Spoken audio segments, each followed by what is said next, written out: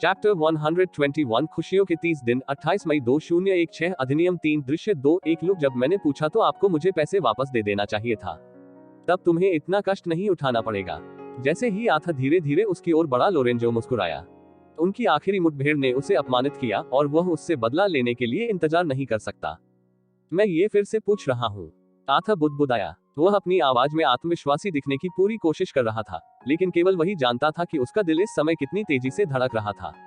गैंगस्टरों के सामने खड़े होने पर उन्हें थोड़ा घुटन महसूस हुई, लेकिन उनके पास ये सब करने का समय नहीं था। वह तनावपूर्ण स्थिति का अनुभव कर रहा था और वह जानता था कि यह अधिक समय तक नहीं चलेगा। अब चले, उसने कहा और लोरेंजो हंस पड़ा।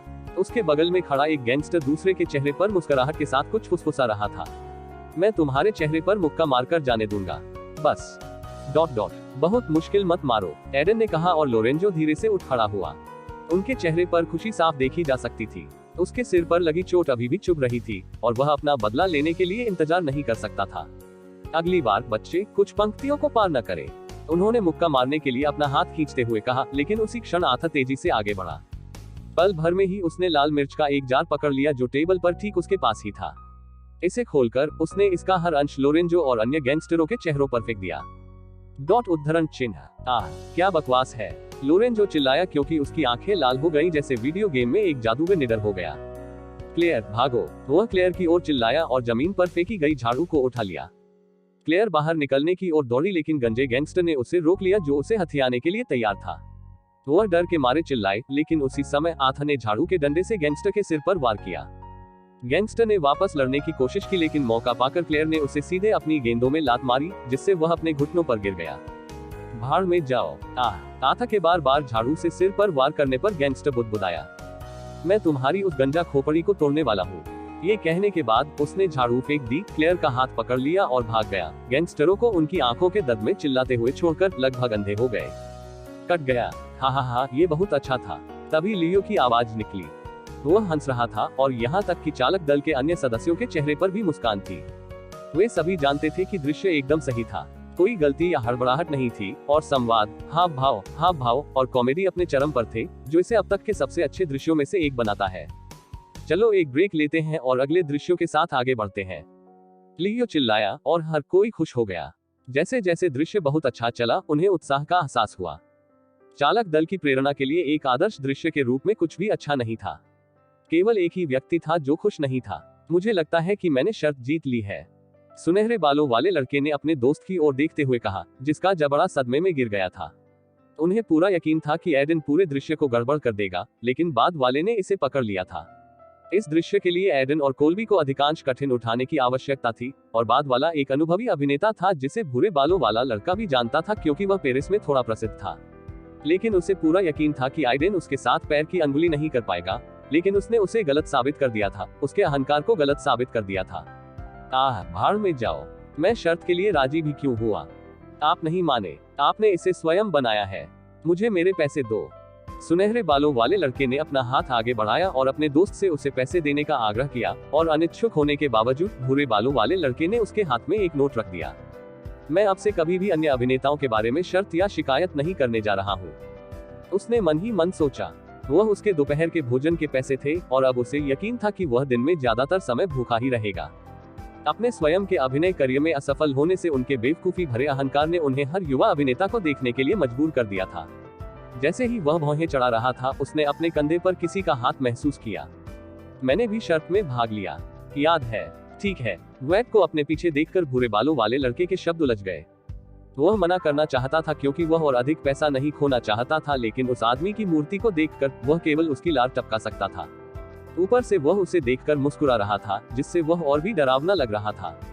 अगर मैंने पैसे नहीं दिए तो वह मुझे पीट सकता है, ये सोचकर भूरे बालों वाले लड़के ने अपनी जेब से एक और नोट निकाला और वेड ने झट से उसे छीन लिया। वेड ने नोट को अपनी जेब में रखते हुए कहा, अगर आप एक और शर्त लगाना चाहते हैं तो मुझसे बात करें। आमतौर पर वह दो क्रू मेंबर्स की बातचीत में दखल नहीं देते, लेकिन उन्हें ये पसंद नहीं था कि कोई उनके अभिनेता का अपमान करे। मैं तुम्हें कुछ बताऊंगा, आप उस आदमी को जानते हैं। उन्होंने एडन की ओर इशारा किया, जो दृश्य के बाद केटी के साथ कुछ बात कर रहे थे। वह हॉलीवुड में अगला स्टार बनने जा रहा है। दोनों क्रू मेंबर्स ने वेड को अजीब तरह से देखा। ये सुनकर वे जानते थे कि आइडेन एक अच्छे अभिनेता है। उन्होंने इसे सिर्फ उन्हें साबित किया था। लेकिन हॉलीवुड में अगला सितारा, ये बहुत बड़ी अतिशयोक्ति थी। हालांकि इन दोनों क्रू मेंबर्स ने मुख्य रूप से यूरोपीय फिल्म बाजारों में डबिंग की, फिर भी वे हॉलीवुड के बारे में बहुत कुछ जानते थे। ऐसा हर दिन नहीं होता था कि वहां कोई नया सितारा उभरता। कभी कभी कहीं से भी एक शानदार अभिनेता सामने आएगा, लेकिन फिर भी उसे खुद को एक स्टार के रूप में स्थापित करने में कम से कम 5-10 साल लग जाएंगे। आप ऐसा क्यों सोचते हैं? आप बहुत आत्मविश्वासी दिख रहे हैं, सुनहरे बालों वाले लड़के ने भौहें ऊपर उठाते हुए पूछा। वेड ने जवाब देने से पहले बस उसकी तरफ देखा। ऐसा इसलिए है क्योंकि मैं उसका एजेंट हूँ। ये सुनकर दोनों की आंखें चौड़ी हो गईं, खासकर वह आदमी जिसने पहले आइडेन के बारे में कुछ नहीं सोचा था। जैसे जैसे शूटिंग चल रही थी, एडन अपने सोशल मीडिया फॉलोअर्स को अपनी गतिविधियों के बारे में लगातार अपडेट करना नहीं भूले थे। ब्लैक सैंड्स के बाद उनकी लोकप्रियता विशेष रूप से युवा दर्शकों के बीच उड़ गई थी, और जैसा कि उनके अनुयायियों की संख्या 1 मिलियन से ऊपर हो गई थी, वेड ने उन्हें अपनी गतिविधियों पर अपडेट देने के लिए कहा था। उनके शब्दों में, सोशल मीडिया खुद को बढ़ावा देने का एक शक्तिशाली साधन है। ये ठीक था अगर एडन इसमें अपने निजी जीवन को ज्यादा नहीं दिखाना चाहता था, लेकिन उसे लोगों को अपने काम के बारे में अपडेट करने की जरूरत थी, ताकि वे उसमें दिलचस्पी लेते रहें। इसलिए 30 दिनों की खुशी के सेट पर पहुंचने के बाद एडन ने आखिरकार शूटिंग के बारे में अपडेट पोस्ट किए और सब कुछ कैसे चल रहा था। उन्होंने ये भी खुलासा किया था कि वह फिल्म का साउंड ट्रैक बनाएंगे, इसलिए उनका प्रशंसक समूह हर दिन हर उस तस्वीर के साथ हलचल कर रहा था जिसे एडन अपलोड करेगा। गामा मम्मा, ये फिल्म दिलचस्प लग रही है। उत्तम विवरण के साथ एक विशिष्ट रोमांटिक कॉमेडी लगती है। क्या ये जेटफ्लिक्स फिल्म है जिसके बारे में यहाँ लोग चर्चा कर रहे थे? गर्मियों में मैंने लड़के खा लिए या कुछ और? क्लाउनसन, नहीं, मुझे नहीं लगता कि उसने उस पर हस्ताक्षर किए हैं। अपने सोशल मीडिया हैंडल पर उन्होंने जो खुलासा किया, उससे ये काफी हद तक एक नई फिल्म है। मुझे लगता है कि वह इसके लिए यूरोप में शूटिंग कर रहे हैं, और यह एक फेस्टिवल फिल्म है।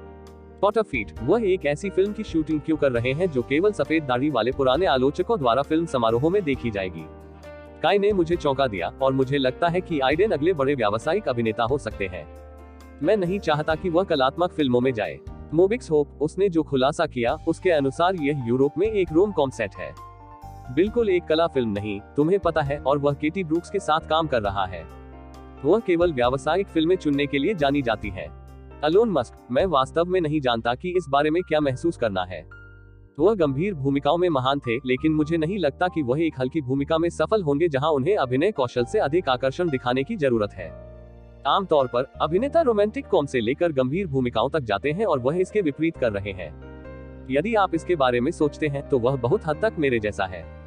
अपना रास्ता खुद चुनना। नगना क्रिस @अलोन हस्क, आप कौन है? पृथ्वी पर सबसे अमीर आदमी। एडन की पत्नी, फिल्म के बजाय मैं साउंड ट्रैक को लेकर ज्यादा उत्साहित हूँ। वह खुद इसकी रचना करने जा रहे हैं और मैं इसे लेकर बहुत उत्साहित हूँ। मैं अभिनय से ज्यादा उनके गायन का प्रशंसक हूँ। मेरी पत्नी की कोठरी में चिल करना, फिल्म को लेकर वास्तव में उत्साहित नहीं हूँ। वह इसमें अच्छा लग रहा है, लेकिन मुझे वास्तव में संदेह है कि वह एक साधारण आदमी की भूमिका में अच्छा होगा। मैं उन्हें ब्लैक सैंड्स के प्रीक्वल में काई की भूमिका निभाना चाहूंगा। वह शायद बॉक्स ऑफिस पर इस तरह से बड़ी हिट हासिल कर सकते हैं। डोरेमोन की थैली, मुझे नहीं लगता कि मैं इसके बारे में इतना निराशावादी होऊंगा। एक बेहतरीन रोमांटिक फिल्म सुनने में अच्छी लगती है और अभिनेता एक ही तरह के रोल करके थक जाते हैं। एक सीरियल किलर की भूमिका निभाना अच्छी बात है, लेकिन अगर वह इसे बहुत बार करता है तो वह वास्तव में एक बन सकता है। कैप्टन जेनेरो प्लस उनका एक गाना। मुझे क्रांति पसंद है, लेकिन मैं चाहता हूँ कि वह जीवन एक कहानी है के चरण में लौट आए। वहीं उनका गाना वाकई मेरे दिल को छू गया। _other_name_वर_taken, इस पर बहुत अधिक ध्रुवीकरण प्रतिक्रियाएं हैं। मैं उत्सुक हूं कि अंतिम परिणाम क्या होगा। चैप्टर 122, आपने अपनी कॉमिक टाइमिंग में सुधार किया है, आपने बहुत अनुभव प्राप्त किया है। चरित्र के बारे में आपकी समझ बढ़ गई है। किरदार से आपका लगाव बढ़ गया है। आप इंटरमीडिएट ग्रेड 2 में प्रवेश करने के करीब हैं। एडन ने उन सूचनाओं को अपने सामने देखकर मुस्कुरा दिया। जैसे जैसे शूटिंग चल रही थी, दिन के अंत में हर सिस्टम नोटिफिकेशन की जांच करना उनकी आदत बन गई थी। ये दिन भर की कड़ी मेहनत के बाद पुरस्कारों का पिटारा खोलने जैसा था। उन्होंने महसूस किया कि यह बहुत समान था कि कैसे लोग सुबह उठने के बाद सबसे पहले अपने फोन के नोटिफिकेशन की जांच करते हैं। लेकिन दुख की बात है कि उसका काम अब खत्म नहीं हुआ था। मैं अभी भी गीत के मध्य भाग में अटका हुआ हूँ। उसने अपने सामने डिजिटल ऑडियो वर्कस्टेशन को घूरते हुए एक कुर्सी खींचकर उस पर बैठने के बारे में सोचा। उसके बगल में एक कीबोर्ड लगा हुआ था। शूटिंग के बाद हर दिन वह लॉस्ट इन द स्काई को खत्म करने की पूरी कोशिश कर रहा था, और हालांकि वह गाने के पहले भाग का अधिकांश भाग पूरा कर सका, लेकिन उसके बाद वह अटक गया। सबसे बुरी बात यह थी कि उसके लिए समय निकलता जा रहा था। 30 दिनों की खुशी के अंतिम दृश्यों में से एक था आथ छोटे दर्शकों के सामने लॉस्ट इन द स्काई गा रहा था।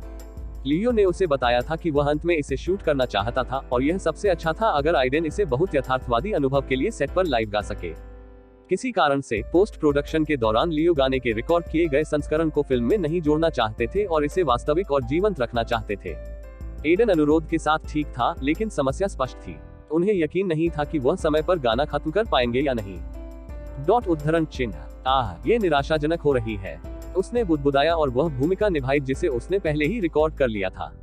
गिटार की साधारण सी आवाज निकली, लेकिन स्वर बिल्कुल भी चमकीला नहीं था। यह ऐसा था जैसे उसके साथ एक उदासी भरी उदासी जुड़ी हुई थी। इसके ऊपर स्तरित पियानो की आवाज एक फुसफुसाहट की तरह थी, जिससे लोगों को संदेह हो रहा था कि क्या ये वहां भी है। उस क्षण एडन की आवाज निकली, उसका लहजा बहुत ही कोमल और सज्जनता और नाजुकता चारों ओर लिखी हुई थी। Please tell me if this is an illusion. Why am I still finding the reason? Oh, am I just searching for something that isn't there? Reaching my hand out to nowhere. Hindi में कृपया मुझे बताएं कि क्या यह एक भ्रम है? मैं अभी भी कारण क्यों ढूंढ रहा हूँ? ओह, क्या मैं बस कुछ खोज रहा हूँ जो वहाँ नहीं है? मेरा हाथ कहीं नहीं पहुँच रहा है। एडन ने फिल्म की शुरुआत में पूरी तरह से आथ की मानसिकता के बारे में सोचते हुए पहली कविता लिखी थी। वह एक ऐसा व्यक्ति था जो हमेशा सोचता था कि क्या वह सब कुछ सोचता है जो उसने खुद से कहा था और जीवन जीने का कोई कारण नहीं था। उनका सपना एक संगीतकार बनने का था, लेकिन उन्हें अक्सर ऐसा लगता था कि कोई ऐसा व्यक्ति है जो व्यर्थ में कोशिश कर रहा है, बिना कुछ छूने के लिए हाथ बढ़ा रहा है, क्योंकि उसके पास सफल होने की प्रतिभा कभी नहीं थी। ये सभी के मन में बहुत ही सामान्य शंकाएं थी और पहला श्लोक सिर्फ उसे चित्रित करने के लिए था। Is it worth it to take the arrow? Can I still believe in a better tomorrow? I'm trapped in between the darkness of your sorrow. Hindi में क्या ये तीर लेने लायक है? क्या मैं अभी भी एक बेहतर कल में विश्वास कर सकता हूँ? मैं तुम्हारे दुख के अंधेरे के बीच फंस गया हूँ। एडन की आवाज अगली कविता में खुलने के बजाय और अधिक संयमित हो गई, क्योंकि पृष्ठभूमि में पियानो जोरदार हो गया। जब वह आसमान में खोया के बारे में सोच रहे थे, तो उन्होंने कभी भी प्यार के जुनून के साथ ऐसा गाना बनाने की कोशिश नहीं की थी जिसे पूरी भीड़ के सामने गाया जा सके। वह चाहते थे कि यह उस गाने की तरह हो जिसे कोई अपने किसी खास के सामने ही गाए। इसमें कुछ भी फैंसी नहीं था, और इसके बजाय एडन ने शब्दों पर बहुत अधिक ध्यान केंद्रित किया था, प्रत्येक वाक्य के पीछे गहरा अर्थ बनाने की कोशिश कर रहा था। इसे गाते हुए उन्होंने महसूस किया कि वह गीत के उपयोग के साथ आथा के चरित्र के बारे में बोल रहे थे, क्योंकि ये सभी गीत सिर्फ उनके विचार थे। लेकिन स्पीकर से निकलने वाली धुन खत्म होते ही बंद हो गई। मुझे इससे परे सोचने की जरूरत है। एडन के पास कुछ विचार थे कि कैसे कोरस भाग और फिर गीत के अंत भागों को बनाया जाए, लेकिन उसने कितना भी सोचने की कोशिश की, ये काम नहीं कर रहा था। उसने अपनी कलम उठाने से पहले अपना माथा रगड़ा। अगले 2 घंटों तक उन्होंने गाने को जारी रखने के लिए कई गीत लिखने की कोशिश की, लेकिन कुछ ठोस नहीं कर पाए। हर बार जब वह सोचता कि उसे यह मिल गया है, तो अगला विचार यह होगा कि यह काफी अच्छा नहीं था।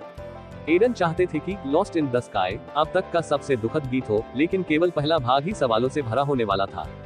ऐसा इसलिए था क्योंकि जैसे जैसे फिल्म चलेगी, आथा थोड़ा थोड़ा करके बदल जाएगा और जीवन और प्रेम के बारे में उसका दृष्टिकोण उज्जवल हो जाएगा, जिससे वह गीत को खत्म करने की प्रेरणा बन जाएगा।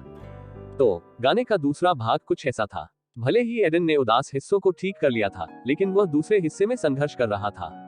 क्या यह इसलिए है क्योंकि मेरे पास अभी भी आथा के साथ एक अच्छा पर्याप्त चरित्र संबंध नहीं था? एडन ने अचानक सोचा, उसके सामने चरित्रों की सूची खोल दी।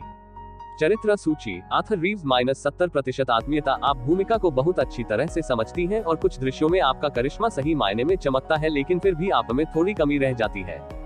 आपको अपने स्तर के अनुसार अपने चरित्र की त्वचा में पूरी तरह से घुसने के लिए थोड़ा और जोर लगाने की जरूरत है।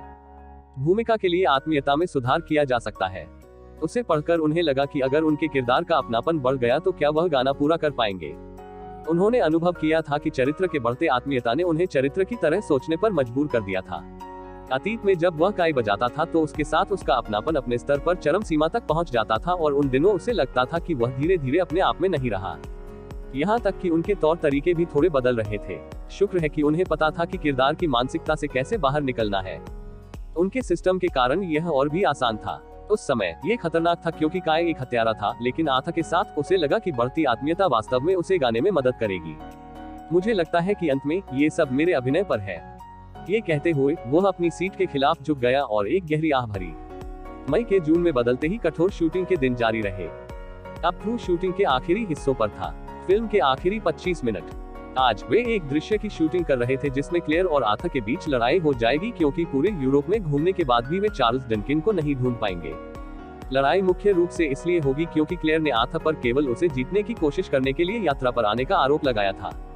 यह एक बहुत ही नाटकीय दृश्य था, लेकिन यह एक रेस्तरां में होगा और अगला शॉट वह था जहां क्लेयर आर्थर को शराब के छींटे मारेंगे। आपको क्या लगता है कि दृश्य को सही करने में कितने समय लगेंगे? नीली टोपी पहने एक बूढ़े व्यक्ति ने लियो से पूछा, जो उसके बगल में खड़ा था। बूढ़ा सिनेमेटोग्राफर था जो प्रोजेक्ट पर काम कर रहा था। वह स्वतंत्र चालक दल का एक प्रमुख हिस्सा था जिसे उमर ने काम पर रखा था। मैं एक टेक की उम्मीद कर रहा हूँ, लेकिन इस तरह के दृश्य शूट करने के लिए काफी थकाने वाले होते हैं क्योंकि भावों को वास्तव में बिंदु पर होना चाहिए। हम खुशकिस्मत होंगे अगर हमें 5वें टेक तक सही प्रतिक्रिया मिल सके। लियो ने अपनी दाढ़ी को खरोंचते हुए जवाब दिया, जो फिल्मांकन के दौरान धीरे धीरे बढ़ रही थी। वह बच्चा शराब में भीगने वाला है। बूढ़ा हंसा। क्या उसे शराब पसंद है? मैं नहीं जानता, कभी उसे पीते नहीं देखा। फिर वह निश्चित रूप से इस दृश्य का आनंद नहीं लेंगे। लियो ने अपना सिर हल्के से हिलाया। ये सुनकर उसे उम्मीद थी कि दृश्य ठीक हो जाएगा। कुछ दूर केटी और एडन दोनों बैठे हुए दृश्य पर चर्चा कर रहे थे। फिल्मांकन के दौरान एडन ने महसूस किया कि केटी कितनी अच्छी अभिनेत्री थी और उन्हें फिल्मों के बारे में कितना पता था। इसलिए वे अक्सर एक साथ दृश्यों से गुजरते थे। अगर आपकी आंखों में शराब चली जाती है तो मुझे शुरू से ही खेद है, केटी ने कहा। उनके शब्दों से ऐसा लग रहा था कि उन्हें खेद है, लेकिन उनके चेहरे पर मुस्कान थी, जैसे वह इस दृश्य के साथ आगे बढ़ने का इंतजार नहीं कर सकती थी। बस मेरे मुंह पर निशाना लगाने की कोशिश करो। वैसे भी तुम्हारा निशाना बहुत अच्छा है। एडन ने अंडे के दृश्य के बारे में सोचते हुए जवाब दिया। मैं सावधान रहूंगा। केटी मुस्कुराई और फिर अचानक एडन को वापस देखने से पहले सेट के चारों ओर नजर डाली। उसका चेहरा ऐसा था जैसे वह कुछ सोच रही हो। हमारे पास केवल 10 दिनों की शूटिंग बाकी है। शूटिंग के बाद आप क्या करने जा रहे हैं? मैं अभी पोस्ट प्रोडक्शन में रहूंगा क्योंकि मैं साउंड ट्रैक कर रहा हूँ। गानों को रिकॉर्ड करने और फिल्म में फिट करने के बारे में संपादक और लियो के साथ जाने की जरूरत है। मुश्किल लगता है। उसके बाद क्या? एडन ने इस प्रश्न के बारे में कुछ देर सोचा। उनके पास वास्तव में करने के लिए कुछ भी नहीं था क्योंकि फिल्म को फिल्म समारोहों में प्रस्तुत किया जाएगा और तब तक उनके पास करने के लिए और कुछ नहीं था। शायद वह अपने लेखन कौशल का परीक्षण करेगा। मैं वास्तव में नहीं जानता। मुझे लगता है कि मेरा शेड्यूल काफी फ्री होगा। वैसे भी मैं फिलहाल इसके बारे में नहीं सोच रहा हूँ। मैं फिलहाल सिर्फ शूटिंग पर ध्यान देना चाहता हूँ। चैप्टर 123 खुशियों के 30 दिन जून 11-2016 अधिनियम 8 दृश्य 6 मैं तब तक नहीं जा रहा हूँ जब तक मैं उसे ढूंढ नहीं लेता। आर्थर, मैं सब कुछ के बाद वापस नहीं जा सकता। ये सब जंगली रोमांच, मुझे इसका अंत चाहिए। कोई अंत नहीं है। हम यहाँ केवल आज के लिए हैं और कल हमारी उड़ान है। अगर हम अभी घर के लिए नहीं निकलते हैं तो हम अपना हाई स्कूल ग्रेजुएशन मिस करने जा रहे हैं। शायद वह कभी अस्तित्व में नहीं था। वह मौजूद है। मुझे उनसे जवाब चाहिए। क्लेयर ने थोड़ी उठी हुई आवाज में कहा। वह अपने बालों के साथ कुछ हद तक अस्त व्यस्त लग रही थी और उसकी अभिव्यक्ति गंभीर थी, जैसे वह अपनी आखिरी उम्मीद खोने के रास्ते पर थी। दूसरी ओर आर्थर भड़क गया। हमने हर जगह की जांच की। पत्रों से हमें हर सुराग मिला। वह यहाँ नहीं है। वह इंटरनेट पर नहीं है और हर कोई कहता है कि वह कभी एक जगह नहीं रुकता। हम उसे कभी नहीं ढूंढ सकते। ये पहले से ही उनकी सड़क यात्रा का अंत था, लेकिन वे चार्ल्स को खोजने में असफल रहे थे और आर्थर को ऐसा लग रहा था कि उन्होंने पहले ही इसे छोड़ दिया था। लेकिन क्लेयर के साथ ऐसा नहीं था। मैं नहीं जा रहा हूँ आर्थर। तुम जा सकते हो, उसने कहा और उसकी तरफ देखा। उसकी आंखों में घूरते हुए उसने भानुमति का पिटारा खोलने जैसे शब्द कहे। वैसे भी आप मुझे जीतने के लिए यात्रा पर आए थे। आप ये सब करने वाले टाइप के नहीं हैं। आपने ऐसा सिर्फ इसलिए किया क्योंकि आपको लगता है कि आप मुझसे प्यार करते हैं जबकि आप नहीं करते। आप इसे पहले स्थान पर कभी नहीं चाहते थे। क्या? आर्थर सदमे में घूर रहा था। ऐसा महसूस हो रहा था कि किसी ने उसकी छाती में चाकू घोंप दिया है। यह उस तरह की तेज, निराशाजनक भावना थी जो जल्द ही क्रोध और हताशा में बदल गई। आपको पता है कि आप गलत नहीं हैं, उसने कहा। मेरे पास मकसद थे और वे बेवकूफ थे। मैंने सोचा कि इस पर आपके साथ आना मेरे जीवन जीने का आखिरी मौका था, लेकिन इसने मुझे वह नहीं दिया जिसकी मुझे तलाश थी। आपकी वजह से मुझे लगभग अपनी जान गंवानी पड़ी और मुझे एक बेंच पर सोना पड़ा और मैं सवाल कर रहा हूँ कि मैं हर दिन इसके लिए क्यों राजी हो गया। लेकिन मैं केवल उद्देश्यों वाला नहीं हूँ। क्लेयर प्राइस, तुम मुझसे भी बदतर हो। वहाँ मत जाओ। क्लेयर ने उसे देखा। ओह, मैं करूँगा। आप इस यात्रा पर अपनी दादी के बारे में जानने के लिए नहीं आए हैं। आप इस यात्रा पर चार्ल्स को खोजने के लिए आए थे ताकि यह पुष्टि की जा सके कि प्यार मौजूद है, क्योंकि आप अभी भी अपने कमबख्त, धोखेबाज पूर्व प्रेमी से प्यार करते हैं जो आपको कभी प्यार नहीं करता था लेकिन उसे आपको छोड़ना पसंद नहीं करता। आप बस हैं। छप छप। जैसा कि आथर बात कर रहा था, क्लेयर अचानक खड़ा हो गया, उसके बगल की मेज से शराब का एक गिलास उठाया, जहां एक बूढ़ा जोड़ा भोजन कर रहा था, और उस पर छींटे मार दिए। एक आवाज निकलते ही रेस्टोरेंट में मौजूद सभी लोगों ने उनकी तरफ देखा।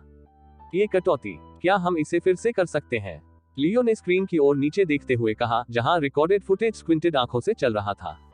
क्या गलत है? एडन ने अपने विसर्जन को तोड़ते हुए और उसके चेहरे से टपकती शराब को चखते हुए पूछा। उन्हें लगा कि दृश्य ठीक है, लेकिन लियो की प्रतिक्रिया से ऐसा नहीं लगा।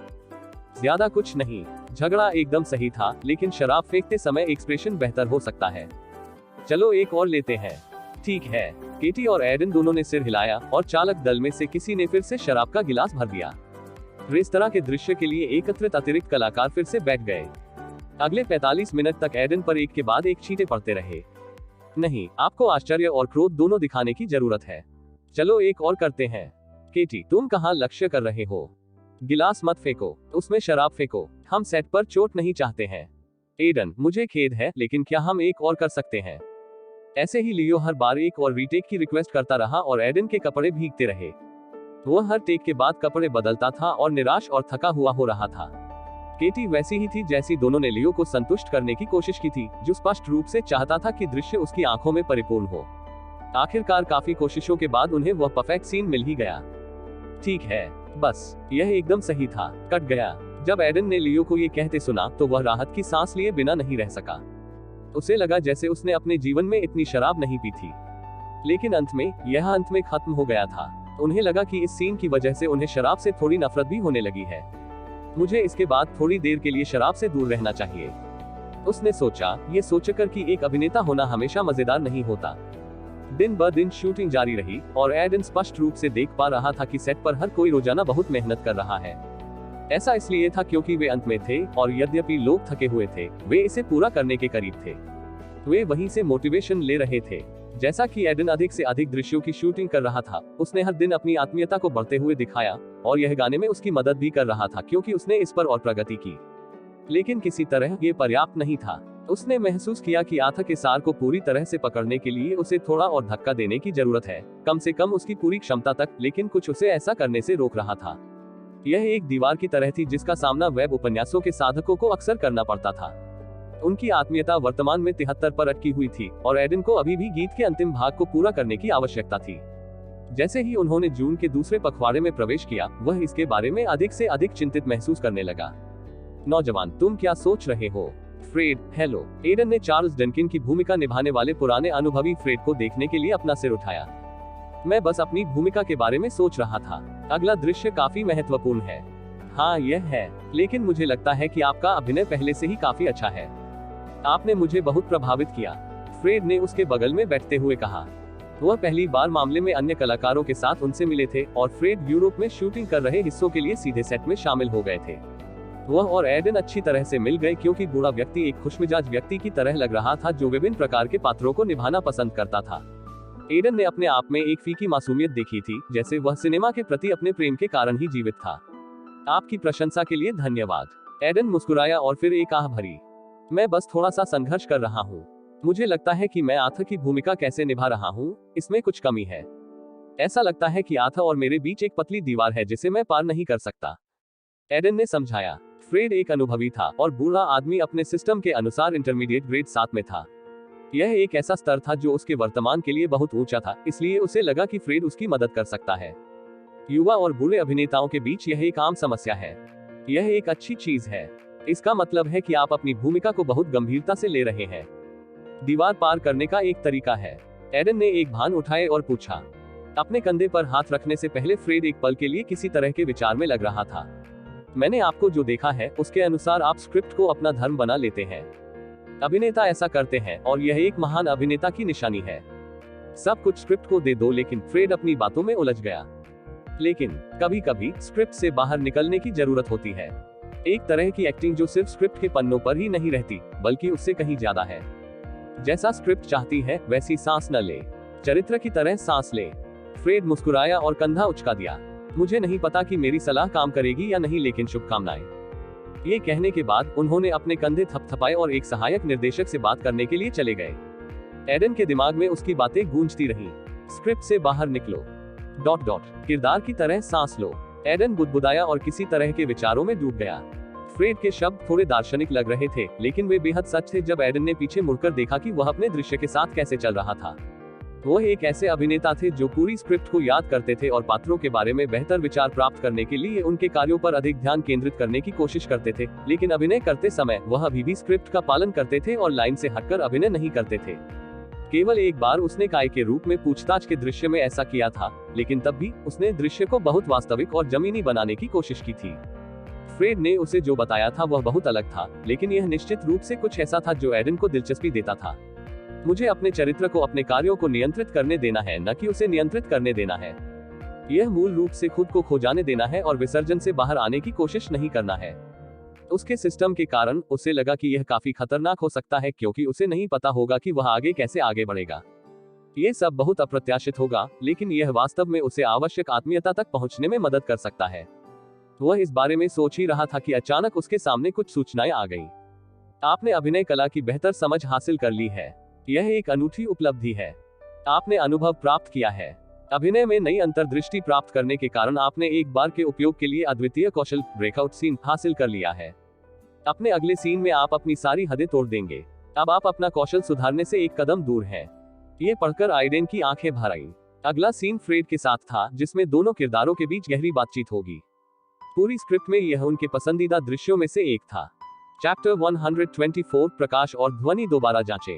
पिन ड्रॉप साइलेंस बनाए रखने की कोशिश करें। ये फिल्म के सबसे महत्वपूर्ण दृश्यों में से एक है। क्या तुम सब समझते हो? इसे बर्बाद मत करो। चालक दल में सभी को देखते हुए लियो चिल्लाया, जिसने गंभीर नजरों से सिर हिलाया। वह एक निर्देशक के रूप में काफी युवा थे, केवल अपने शुरुआती 30 के दशक में, लेकिन चालक दल जानता था कि लियो कोई मजाक नहीं था। वह जानता था कि क्रू को कैसे नियंत्रित करना है और निर्देशक की तरह काम करना है। कल की एक घटना के कारण वे और भी सावधान हो रहे थे। उत्पादन सहायकों में से एक ने एक महत्वपूर्ण दृश्य के बीच में एक सामान्य चालक दल के सदस्य के साथ लड़ाई की थी, जहां क्लेयर और चार्ल्स मिलेंगे। सीन बहुत अच्छा चल रहा था, लेकिन एक लड़ाई ने इसे बर्बाद कर दिया। लियो ने गुस्से में आकर दोनों को नौकरी से निकाल दिया था। बाकी क्रू उससे थोड़ा सावधान था, और जो लोग पहले फिल्मों में काम कर चुके थे वे जानते थे कि ऐसी चीजें असामान्य नहीं थी। एडन, फ्रेड, क्या तुम दोनों तैयार हो? लियो ने पूछा, और दोनों अभिनेताओं ने सिर हिलाया। वे वर्तमान में एक घर में शूटिंग कर रहे थे, जो फिल्म में चार्ल्स डनकिन का घर होगा। उनके संकेत पर लाइटनिंग इंजीनियर ने फिर से प्रकाश योजना के चारों ओर नजर डाली, और साउंड इंजीनियर ने लंबे माइक्रोफोन को पकड़ लिया। सिनेमेटोग्राफर लियो से कुछ दूरी पर खड़ा था और उसने अपने हाथों में कैमरा पकड़ रखा था।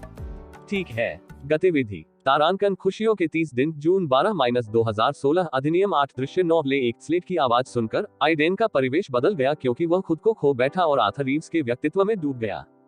उन्होंने इस बार डूबने का एक शक्तिशाली प्रभाव महसूस किया, संभवतः यह एक ब्रेकआउट दृश्य होने के कारण। उद्धरण, मैं अलौकिक अनुभव किया। ऐसा लगता है जैसे मेरे दिल पर काले बादल छा गए हैं। मैं इस फीलिंग को बयां नहीं कर सकता। उसने सोचा कि वह आर्थर की अपनी सभी भावनाओं को महसूस कर रहा है। वह सभी दुख और शोक को महसूस कर रहा था। क्लेयर ने उसे अस्वीकार कर दिया था, और वह चाहता था कि वह अपनी आंखें बंद करे और कभी न उठे, बस इस दर्द का अनुभव न करे। युवक, बैठो। क्या आपको कुछ चाहिए? मेरे पास चाय है। चार्ल्स की आवाज सुनते ही उसने ऊपर देखा। उसने एक साधारण शर्ट पहन रखी थी और चेहरे पर हल्की मुस्कान लिए उसे देख रहा था। मुझे कुछ नहीं चाहिए। ऐसा लगता है जैसे आप करते हैं, चार्ल्स ने मुस्कुराते हुए अपना सिर नीचे करते हुए कहा। मैंने तर्क सुना। दिल टूटने से गुजर रहे हैं। हाँ, आर्थर ने कहा, चार्ल्स के साथ गजलों का मिलान करने में सक्षम नहीं। जब क्लेयर ने उन्हें पत्रों के बारे में बताया, तो वह उस व्यक्ति के बारे में बहुत उत्सुक थे जिसने उन्हें लिखा था, लेकिन अब सब कुछ धुंधला सा लग रहा था। वह बस इन सब से दूर जाना चाहता था, कहीं कोई उसे ढूंढ न सके, उसे देख न सके, उसे सुन न सके। बस एक शांत जगह। लेकिन वह अपने अवचेतन में जानता था कि वहां भी उसके सिर के अंदर की आवाजें और उसके दिल के अंदर की भावना उसे नहीं छोड़ेगी। आपके हाथ कांप रहे हैं। अचानक उसने ये सुनकर अपना सिर उठाया और अपने हाथ पर नजर डाली, जो वास्तव में कांप रहा था। ऐसा हमेशा होता था जब आर्थर तनाव में थे, बहुत सारी भावनाओं से गुजर रहे थे। बैठ जाओ। जीवन के इन चरणों में बात करना बेहतर है, चार्ल्स ने कहा। खुद सोफे पर बैठ गया और आर्थर को अपने सामने बैठने का इशारा किया। इस बार वह बैठ गया। वह उसी तरह महसूस नहीं करती? चार्ल्स ने लगभग कानाफूसी में पूछा। हाँ, आर्थर ने सिर हिलाया, अपने हाथों से फड़फड़ाते हुए झटकों को शांत करने की कोशिश कर रहा था। वहीं उनकी आंखों में एक उदासी थी जिसे चार्ल्स ने पहचान लिया। वह अपने आंसुओं को थामने की कोशिश कर रहा था। तुम्हें पता है कि उसकी दादी भी वही थी। मुझे लगता है कि दिल तोड़ने के लिए उनके खून में दौड़ता है। मैंने जीवन में जो कुछ भी अनुभव किया है उससे कहीं अधिक उसने मुझे दर्द दिया है। चार्ल्स ने चेकिंग करते हुए कहा। आप चले गए? नहीं, वाकई में नहीं। चार्ल्स ने सिर हिलाया। जब तक मैं अपने 30 के दशक में नहीं था। उसके बाद मैं अपनी पत्नी से मिला। ओह, पिछले साल उनका निधन हो गया। हम एक साथ दुनिया की यात्रा करते थे, लेकिन मैं अभी यहाँ आया था जब वह मेरे जीवन में नहीं थी। ये घर उसका विचार है, जाने के लिए एक जगह जब हमारा दिल चाहता है। चार्ल्स ने आहें भरने से पहले घर के चारों ओर देखा। मुझे आपकी पत्नी के लिए खेद है। आथ ने कहा कि एक अजीब माहौल आ गया है। वह चार्ल्स के बारे में ज्यादा नहीं जानता था, बस वह एक फोटोग्राफर था जिसे एक जगह रहना पसंद नहीं था। ये ठीक है, वह मुस्कुराया। ओह, क्या मैं आपको कुछ सलाह दे सकता हूँ? कुछ ऐसा ही जैसा मैंने अनुभव किया। जवाब में आथ ने सिर्फ सिर हिलाया। उसकी पूरी बॉडी लैंग्वेज बहुत असहज लग रही थी, जैसे वह किसी भी समय रोने वाला था, और वह अपनी भावनाओं को वापस रखने की सख्त कोशिश कर रहा था। जब मैंने क्लेयर की दादी के साथ संबंध तोड़ लिया तो ये परिस्थितियों से बाहर था। इससे बहुत दुख हुआ, खासकर इसलिए क्योंकि वह मुझसे प्यार करती थी, लेकिन हम अलग चीजें चाहते थे। मैं खुद को किसी के साथ नहीं ढाल सकता था और मुझे नहीं पता था कि कैसे आगे बढ़ना है। आप कैसे फिर किया? मुझे बस एहसास हुआ कि कुछ गुजर गया है। मुझे ऐसा इसलिए लगा क्योंकि मैं उन यादों में वापस जाना चाहता था जो हमारे पास थी, कुछ ऐसा ही करना, कुछ ऐसा ही महसूस करना। वह मेरी आशा थी और मैं उदास था क्योंकि मैंने उसे खो दिया था। लेकिन फिर एक दिन मैंने बस इतना कहा कि मैं समय से नहीं लड़ सकता। अतीत अतीत है। अंत में यह एक और आशा की तलाश के बारे में है, एक प्रेरणा, कुछ ऐसा जिसने मेरे जीवन को फोटो लेने के अलावा एक अर्थ दिया। जब किसी का रिश्ता नहीं चल पाता है तो वास्तव में ऐसा महसूस हो सकता है कि उन्होंने अपनी दुनिया खो दी है। हालांकि मनुष्य ऐसे प्राणी हैं जिन्हें दूसरों की आवश्यकता होती है, और कभी कभी अपने जीवन में सबसे महत्वपूर्ण व्यक्ति को खोना बहुत कठिन होता है। चार्ल्स वह व्यक्ति था जिसने इसका अनुभव किया, लेकिन धीरे धीरे समय ने उसे बेहतर महसूस कराया। भले ही आज दर्द होता है, इसका मतलब यह नहीं है कि कल दर्द होगा। जल्दी या बाद में लोगों को उम्मीद मिलने वाली है। वह चाली की कहानी थी। क्या होगा अगर मैं इससे फिर कभी नहीं मिला? आथ ने इस बार चार्ल्स की आंखों में देखते हुए पूछा। यह उनकी सबसे बड़ी असुरक्षाओं में से एक थी। वह क्लेयर से प्यार करता था, लेकिन वह कुछ भी कहने से डरता था क्योंकि वह रिजेक्शन का सामना नहीं करना चाहता था।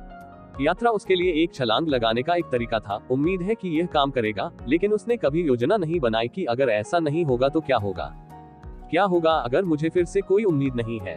क्या होगा अगर मैं जीवन भर ऐसा ही महसूस करता रहूं? मुझे बताओ फिर क्या? मैं ऐसा नहीं बनना चाहता। फर्श पर एक आंसू गिरते ही वह लड़खड़ा गया। उन्हें इस स्तर का प्रदर्शन करते देख चार्ल्स एक सेकंड के लिए हैरान रह गए, लेकिन वे किरदार में बने रहे। मैं नहीं जानता आथ, लेकिन मुझे नहीं लगता कि दुनिया आपके लिए इतनी क्रूर होगी। यह मेरे लिए नहीं था, और मुझे व्यक्तिगत रूप से लगता है कि मैं वास्तव में एक अच्छा इंसान नहीं हूँ। मुझे लगता है कि यह आपके लिए बेहतर होगा। ये कहते हुए चार्ल्स ने उनके कंधे पर हाथ रखा। आथ का रोना तेज हो गया क्योंकि सभी भावनाएं जिन्हें वह रोकने की कोशिश कर रहा था फूट पड़ी। वे कुछ देर ऐसे ही बैठे रहे जब आथ ने सब कुछ जाने दिया। जो कुछ भी वह महसूस कर रहे थे उसे रोने की कोशिश कर रहे थे। दृश्य वहीं समाप्त हो गया, लेकिन लियो को कट कहने के लिए अपनी समाधि से बाहर निकलने में 1 मिनट का समय लगा। दृश्य वैसा नहीं गया जैसा उसने सोचा था, लेकिन अंत में वह ये नहीं कह सकता था कि वह इससे निराश था। वास्तव में उन्होंने महसूस किया कि अगर उन्होंने एक और टेक किया तो भी उन्हें बेहतर शॉट नहीं मिलेगा। कट गया, लियो ने आखिरकार कहा, लेकिन एडन के रोने से पहले काफी समय लग गया। मूल रूप से यह दृश्य बहुत अलग होने वाला था। एडन ने इसे थोड़ी अजीबता के साथ खेला था, एक ऐसे व्यक्ति को चित्रित करने की कोशिश कर रहा था जिसे चोट लगी थी, लेकिन वह इसे दिखाना नहीं चाहता था। मूल संस्करण में आथ चिल्ला रहा था, चार्ल्स पर चिल्ला रहा था कि कैसे उसे प्यार का दूसरा मौका नहीं मिलने वाला है। लेकिन जब एडन ने खुद को विसर्जन में खो दिया तो उसे लगा कि आथ ऐसा कभी नहीं करेगा। उसे अपना कमजोर पक्ष दिखाना पसंद नहीं था, इसलिए वह इसे तब तक छिपाने की पूरी कोशिश करता था जब तक कि वह ऐसा नहीं कर पाता। शुक्र है, चार्ल्स एक अनुभवी होने के नाते उनके साथ बने रहने में सक्षम थे। जब वह विसर्जन से बाहर निकला तो उसके विचार थोड़े उलझे हुए थे और सामान्य रूप से कार्य करने में उसे कुछ समय लगा। जब उसने लियो को सॉरी कहा कि उसने दृश्य के स्वर को नाटकीय से बहुत भावनात्मक में बदल दिया, तो उसने कहा कि इसने इसे बेहतर बना दिया। इस दृश्य से पहले एडन के मन में केवल यही विचार था कि वह वास्तव में आथ बनना चाहता है और खुद पर नियंत्रण खो देना चाहता है, और ऐसा लगता है कि उसने इसे हासिल कर लिया है। कम से कम उनका सिस्टम नोटिफिकेशन तो यही कह रहा था। कौशल ब्रेकआउट सीन का इस्तेमाल किया गया है। आपने एक ऐसा सीन किया है जिसने आपकी सारी उम्मीदों को तोड़ दिया है।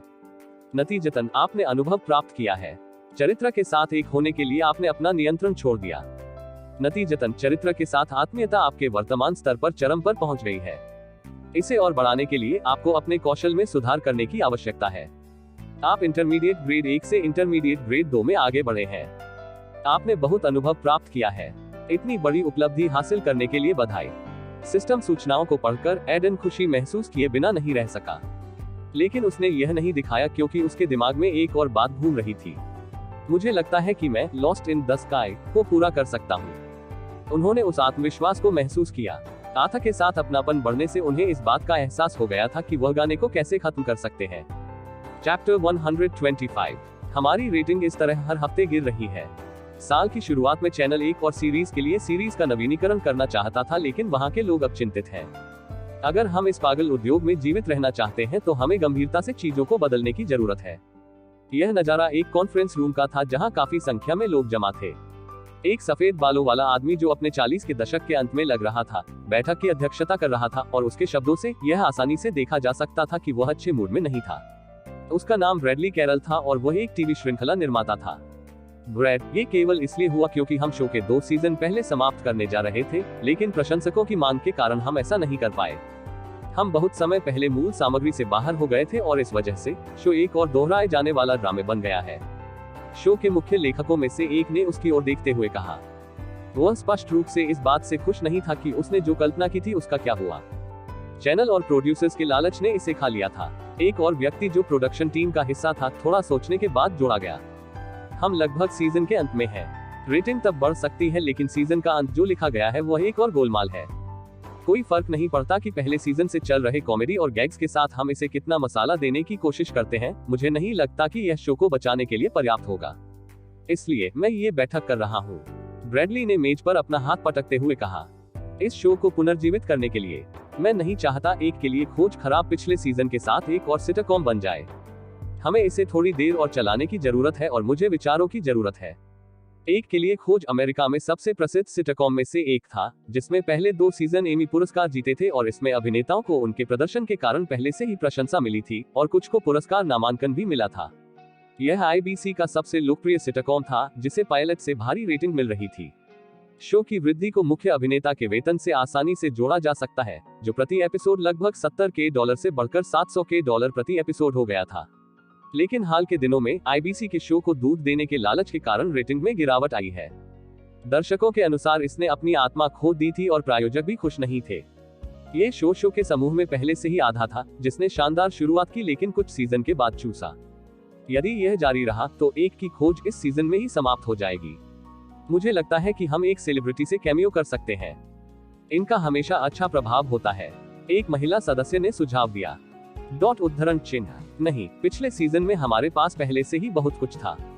इसे बहुत ज्यादा करने से मदद नहीं मिलेगी। हाँ, हमें अलग अलग चीजों को आजमाने की जरूरत है। शायद एक नया चरित्र या सिर्फ एक पूरी तरह से अलग कथानक जोड़े। ऐसा लगता है कि इन दिनों शो मूल विचार भूल गया है, इसलिए हमें इसे ठीक करने की जरूरत है। शो के अधिकांश सार्वजनिक समीक्षाओं ने एक ही बात कही।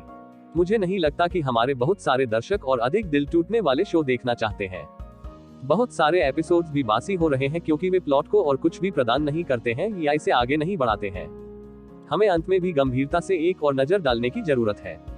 यहाँ तक कि हमने जो वैकल्पिक अंत लिखे हैं वे भी अच्छे नहीं हैं।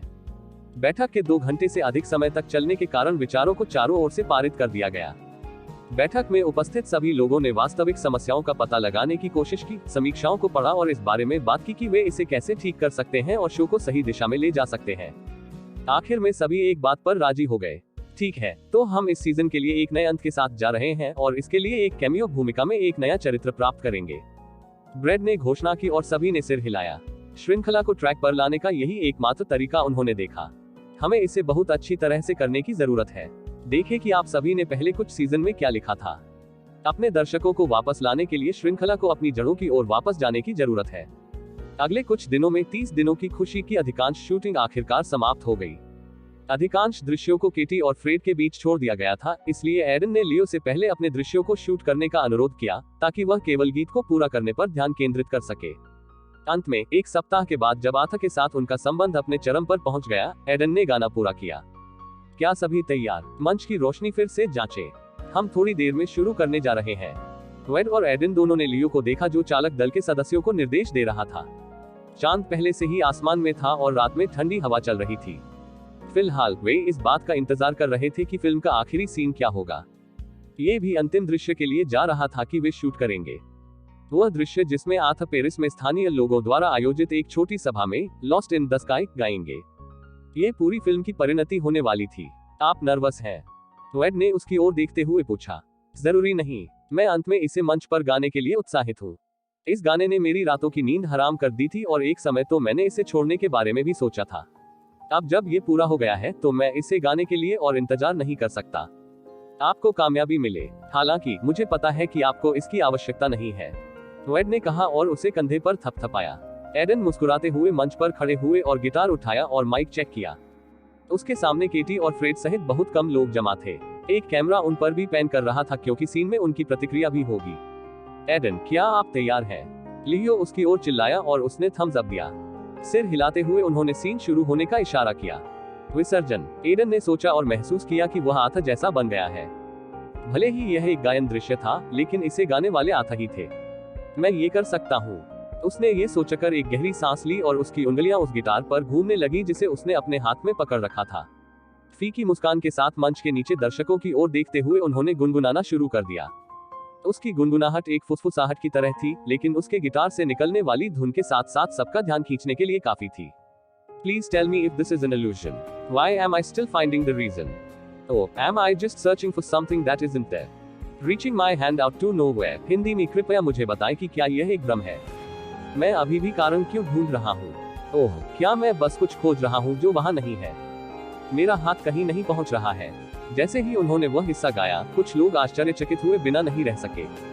उन्होंने वेड के अलावा अभी तक किसी को गाना नहीं दिखाया था, इसलिए जब उन्होंने इसे सुना तो वे बहुत चौंक गए।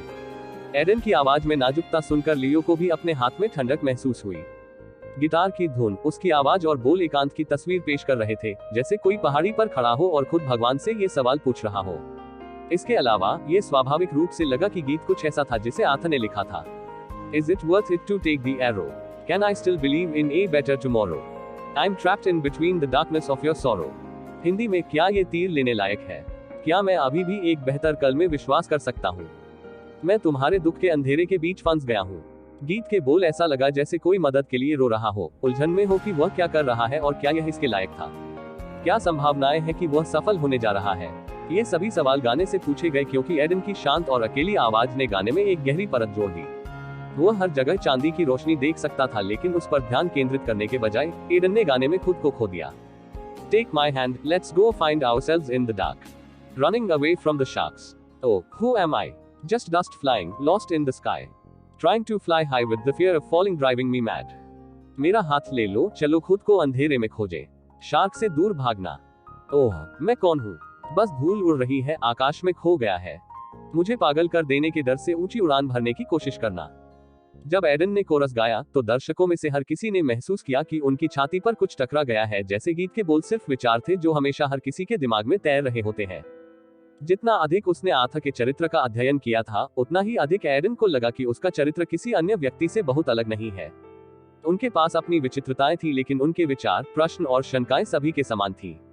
खुद पर, अपनी प्रतिभा पर शक करना हर किसी के लिए बेहद आम बात थी। यहाँ तक कि अगर उन्हें अपनी प्रतिभा पर संदेह नहीं है, तो उन्हें लगता है कि यह शीर्ष पर पहुंचने के लिए पर्याप्त नहीं है। यदि वे बहुत ऊंची उड़ान भरने की कोशिश करते हैं, तो वे देर सवेर गिर ही जाते हैं। उन्होंने कोरस में इसे चित्रित करने की पूरी कोशिश की थी।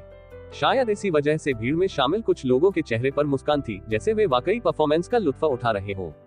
यह इस बात का सबूत था कि एडन उनकी आत्मा को छूने में कामयाब रहे थे। Maybe all the doubts are true, but I believe I will make it through. Maybe I'm just reading the page with lots of sorrow, so let's turn the chapter up trying to reach a better tomorrow. हो सकता है सभी संदेह सच हो, लेकिन मुझे विश्वास है कि मैं इसे बना लूंगा। हो सकता है मैं सिर्फ बहुत दुख के साथ पेज पढ़ रहा हूँ, तो आइए एक बेहतर कल तक पहुँचने की कोशिश करते हुए अध्याय को चालू करें। ... जैसे ही वह पद समाप्त हुआ, भीड़ में से एक व्यक्ति ने अचानक महसूस किया कि उसके गाल से एक आंसू बह रहा है। वो लियो ही थे जो गाने में खुद को पूरी तरह से खो चुके थे। तुम ठीक तो हो ना? उनके बगल में खड़े सिनेमेटोग्राफर ने पूछा, उनकी आंखों में चिंता साफ झलक रही थी। ओह हाँ, लियो ने अपने चेहरे से आंसू पोंछे और आइडेन की तरफ देखा। मुझे बस ऐसा लगा जैसे मैं एक निर्देशक बनने पर जो चाहता था वह हासिल कर लिया। मुझे नहीं पता कि फिल्म चलेगी या नहीं, लेकिन मुझे यकीन है कि गाना वास्तव में कुछ जादुई बना देगा। चैप्टर 126। जून के मध्य तक 30 दिनों की खुशी की शूटिंग आखिरकार समाप्त हो गई। शूटिंग मई में शुरू हुई थी और इसे पूरा होने में 1 महीने से ज्यादा का वक्त लगा, लेकिन इससे सभी बहुत संतुष्ट थे। उन सभी को फिल्म में काम करने में बहुत मजा आया और वे जानते थे कि दृश्यों की गुणवत्ता उच्च थी, विशेष रूप से फिल्म का अंतिम दृश्य। ये वह जगह थी जहां एडन ने अभिनय और गायन की अपनी दोनों प्रमुख प्रतिभाओं को सही मायने में मिलाया था। इसलिए उसके प्रदर्शन के समाप्त होने के बाद उसे बहुत सारे सिस्टम नोटिफिकेशन के साथ प्रस्तुत किया गया था। आपने अपनी गायकी के साथ अपनी अभिनय प्रतिभा का मिश्रण किया है, एक अनूठी उपलब्धि हासिल की थी, पुरस्कार प्रदान किए गए हैं, भारी मात्रा में अनुभव दिया गया है। गीत लॉस्ट इन द स्काई को बढ़ावा मिला था। इसके श्रोताओं को मोहित करने और उन्हें मदहोश कर देने की संभावना बढ़ गई है। अब आप इंटरमीडिएट ग्रेड 2 से इंटरमीडिएट ग्रेड 3 में प्रवेश करने के करीब है। जब एडन को ये सूचनाएं मिली तो वह बहुत चौंक गया, क्योंकि उसे नहीं पता था कि उसकी दोनों प्रतिभाओं को मिलाने से गाने पर इतना असर पड़ेगा। ये कुछ ऐसा था जो उसने पहली बार देखा था, लेकिन इसने उसे यह सोचने पर मजबूर कर दिया कि वह अभी भी अपने सिस्टम के बारे में बहुत कुछ नहीं जानता है, और साथ ही उसे लगा कि यह क्षमता वास्तव में उपयोगी होगी यदि उसने कभी संगीत में आने का फैसला किया। हालांकि शूटिंग समाप्त हो गई, फिल्म संगीतकार के रूप में एडन का काम खत्म होने से बहुत दूर था। वह लॉस्ट इन द स्काई को पकड़ने में सफल रहे थे, जो फिल्म की आत्मा तक जा रहा था, इसलिए उसके बाद बाकी सब कुछ बहुत आसान लगा। साउंड ट्रैक को पूरा करने के लिए एडन 3 और हफ्तों तक पेरिस में रहे।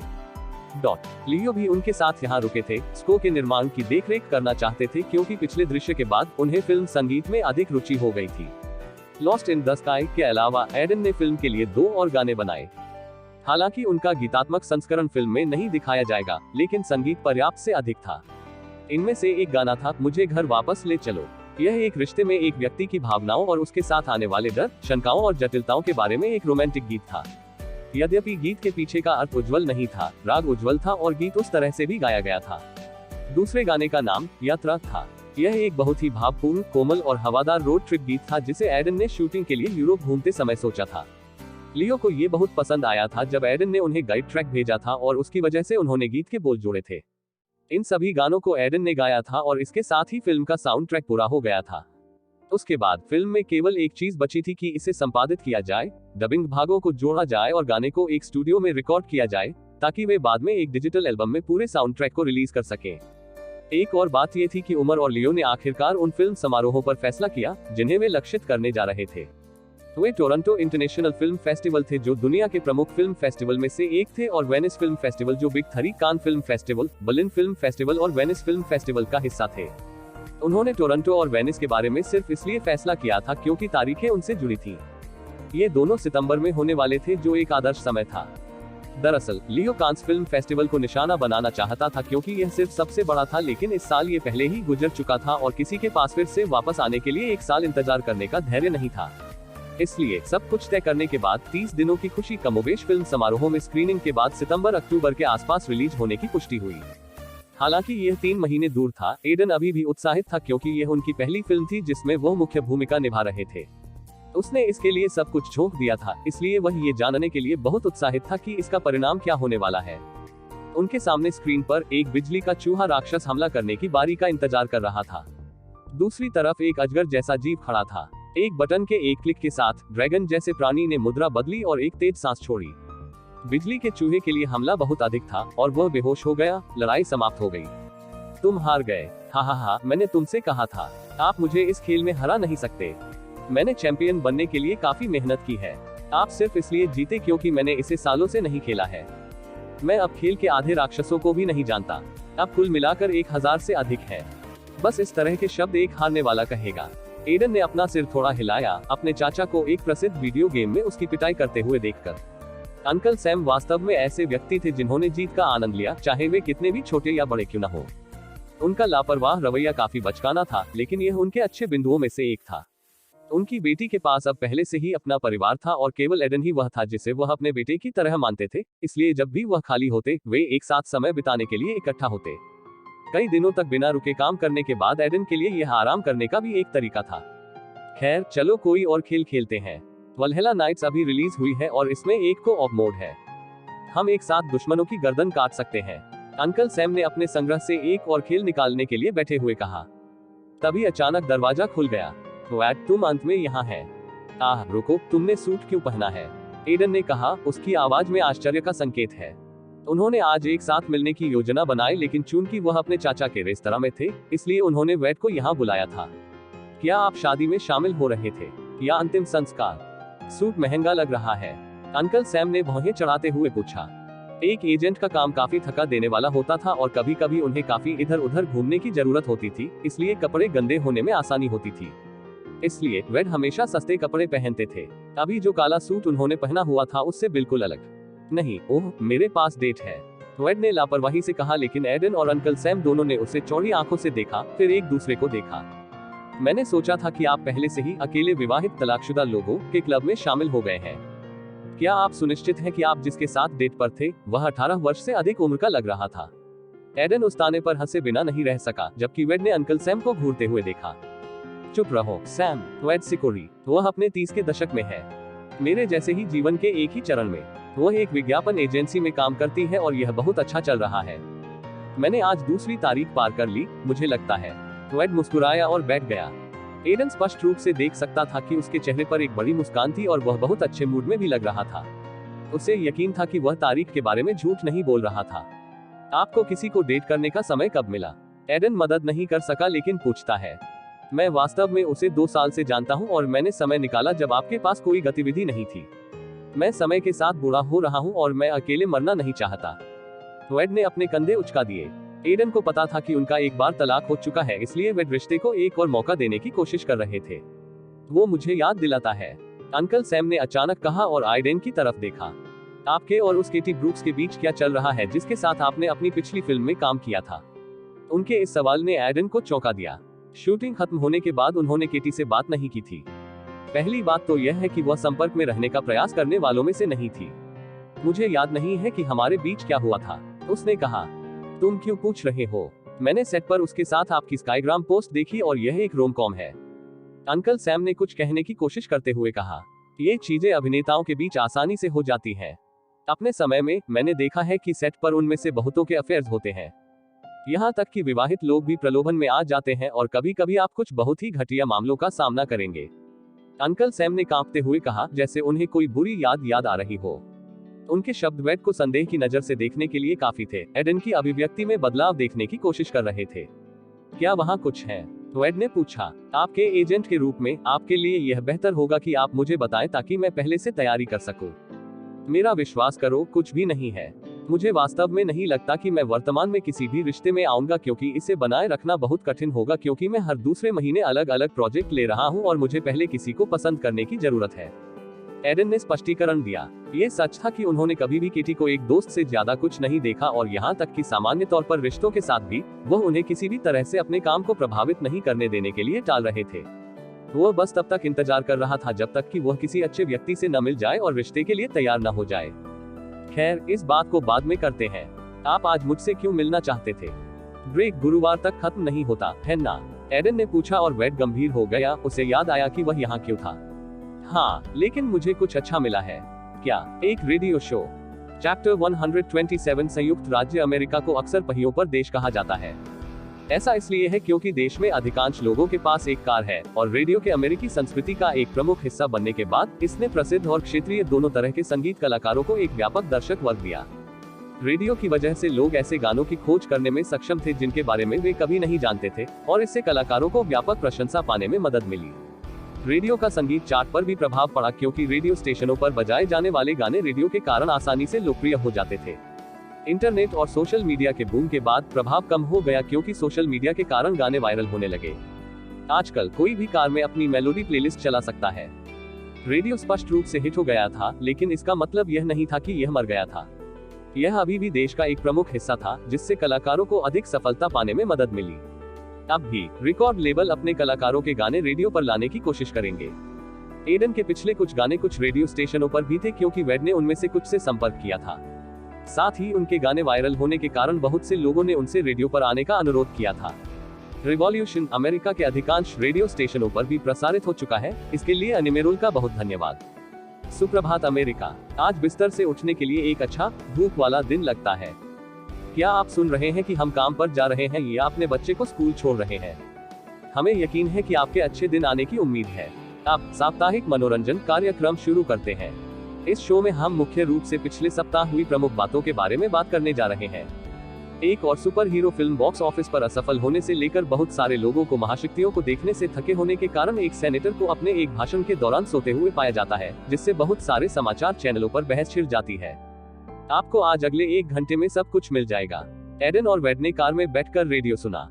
आमतौर पर कार में रेडियो बंद रहता था, लेकिन आज वे इसे सुन रहे थे क्योंकि एडन का अगले 1 घंटे में रेड एंड एफएम नाम के रेडियो स्टेशन पर इंटरव्यू था। रेड एंड एफएम में काम करने वाले एक रेडियो निर्माता के साथ कुछ बैठकें करने के बाद वेड को एडन के लिए यह अवसर मिला था।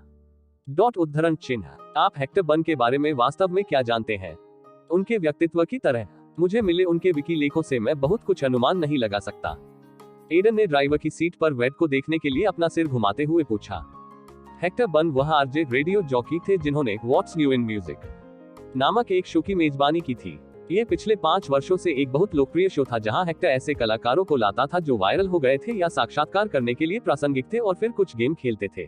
शो का प्रारूप बहुत सरल था, लेकिन ये लोकप्रिय था क्योंकि हेक्टर ने खुद के लिए बहुत अच्छी प्रतिष्ठा बनाए रखी थी और जिन मेहमानों को उन्होंने आमंत्रित किया था उनके प्रशंसकों का अपना समूह था जो सक्रिय रूप से शो को सुनते थे। कुल मिलाकर ये शो में आने का एक बहुत अच्छा अवसर था। ठीक है, मैंने उसके बारे में कभी कोई अफवाह नहीं सुनी, कम से कम बहुत बुरा तो नहीं। उसके बारे में एक था जो लगभग उसकी पत्नी को धोखा दे रहा था, लेकिन इसकी कभी पुष्टि नहीं हुई और वह वर्तमान में अपने जीवन में काफी स्थिर है। मैंने सुना है कि वह अभी खुद का आनंद लेता है क्योंकि वह बहुत अच्छा कमाता है और परिवार पर अधिक ध्यान केंद्रित करता है, तो हमें उसके साथ कोई समस्या नहीं होगी। मुझे नहीं लगता कि हमारे पास होगा, लेकिन उस अतिथि से सावधान रहे जो आपके साथ होगा। बेहतर दिखने के लिए एक दूसरे को नीचा दिखाने की कोशिश करने के बजाय अगर आप एक दूसरे का सहयोग कर सके तो अच्छा है। वेड ने एडन को सावधान रहने की याद दिलाते हुए कहा। थोड़ी विविधता पैदा करने के लिए शो कभी कभी एक ही समय में 2 कलाकारों को बुलाता था। ऐसी ही एक घटना आज हुई। मैं एंड्रिया हिल्स के साथ शो में रहूंगा, है ना? मैंने इंटरनेट पर उसके बारे में केवल अच्छी बातें ही सुनी है। हालांकि उसका संगीत औसत है और वो बहुत सहयोग करती है। हाँ, उसकी प्रतिष्ठा बहुत अच्छी है। लोगों को उसकी आलोचना करते हुए देखने के लिए आपको थोड़ी खुदाई करने की जरूरत है। उसकी पीआर टीम उसके बारे में हर नकारात्मक बात को रोक देती है, इसलिए मेरे पास भी उसके बारे में कोई अंदरूनी जानकारी नहीं है। ये सुनकर एडन ने उसे इंटरनेट पर खोजा। एंड्रिया हिल्स एक किशोर पॉप सनसनी थी जो स्काईग्राम के आने के समय में पॉप अप हुई थी और मैट्यूब के दृश्य बढ़ रहे थे जैसे जैसे अधिक से अधिक इसमें शामिल हो रहे थे। वह उस समय सिर्फ 16 वर्ष की थी और एक किशोर मूर्ति बन गई थी। एडन ने सोचा कि इतनी कम उम्र में प्रसिद्धि को संभालना उनके लिए कठिन रहा होगा, लेकिन जब उन्होंने उनके विकी पेज को देखा तो यह उल्लेख किया गया कि मनोरंजन व्यवसाय में उनका परिवार काफी बड़ा था। ऐसा लग रहा था कि उसके पिता के पास रिकॉर्ड लेबल में भी शेयर थे। उसने उस पर लेखों की खोज की और पाया कि सब कुछ साफ सुथरा था। एंड्रिया हिल्स संगीत में अगली बड़ी चीज। एक प्रसिद्ध संगीत निर्माता ने कहा कि एंड्रिया हिल्स ग्रैमी जीतने वाली सबसे कम उम्र की व्यक्ति हो सकती है। एंड्रिया के डेब्यू सिंगल ने 100 मिलियन व्यूज पार किए। वह इस साल सर्वश्रेष्ठ कलाकार का पुरस्कार जीतने की कतार में है। मैं ऐसा संगीत बनाना चाहता हूं जो लोगों से जुड़ता है और उनकी उम्र के बावजूद उन्हें मुस्कान दे सकता है। जिमी कोलबर्ट शो में एंड्रिया। एडन ने उन सभी लेखों की हेडलाइन पढ़ी जो उन्हें उस पर मिली, लेकिन उनमें से ज्यादातर सिर्फ उनकी प्रशंसा कर रहे थे। यहाँ तक कि मंचों पर टिप्पणियां भी काफी अच्छी थीं, लेकिन उन्होंने निश्चित रूप से उन्हें एक भयानक एहसास दिया। ऐसा इसलिए था क्योंकि सभी उत्तर बहुत सटीक लग रहे थे। ये जानने के साथ कि उसके पास एक बहुत आक्रामक पीआर टीम थी, स्वाभाविक रूप से एडन को सबसे खराब उम्मीद थी। ये केवल एक रेडियो साक्षात्कार के लिए है। मुझे नहीं लगता कि यह खराब होगा। हम शायद 2-3 घंटे ही एक दूसरे को देखेंगे, उसने सोचा। लेकिन पिछले वर्ष के दौरान उसने एक बात सीखी थी, किसी भी चीज के वास्तव में गलत होने पर हमेशा तैयार रहना चाहिए। इसलिए कार में अगले 1 घंटे तक उसने एंड्रिया के बारे में जो भी जानकारी मिल सकती थी उसकी खोज की। भले ही किसी के पास आक्रामक पीआर हो, यह अभी भी इंटरनेट का युग था जहां इंटरनेट पर सब कुछ पाया जा सकता था। अगर कोई वास्तव में अच्छा नहीं था तो उसके खिलाफ कुछ होना तय था।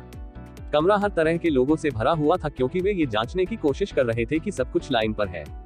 संगीत निर्देशक अगले 20 मिनट तक बजने वाले ट्रैक को लाइन कर रहे थे।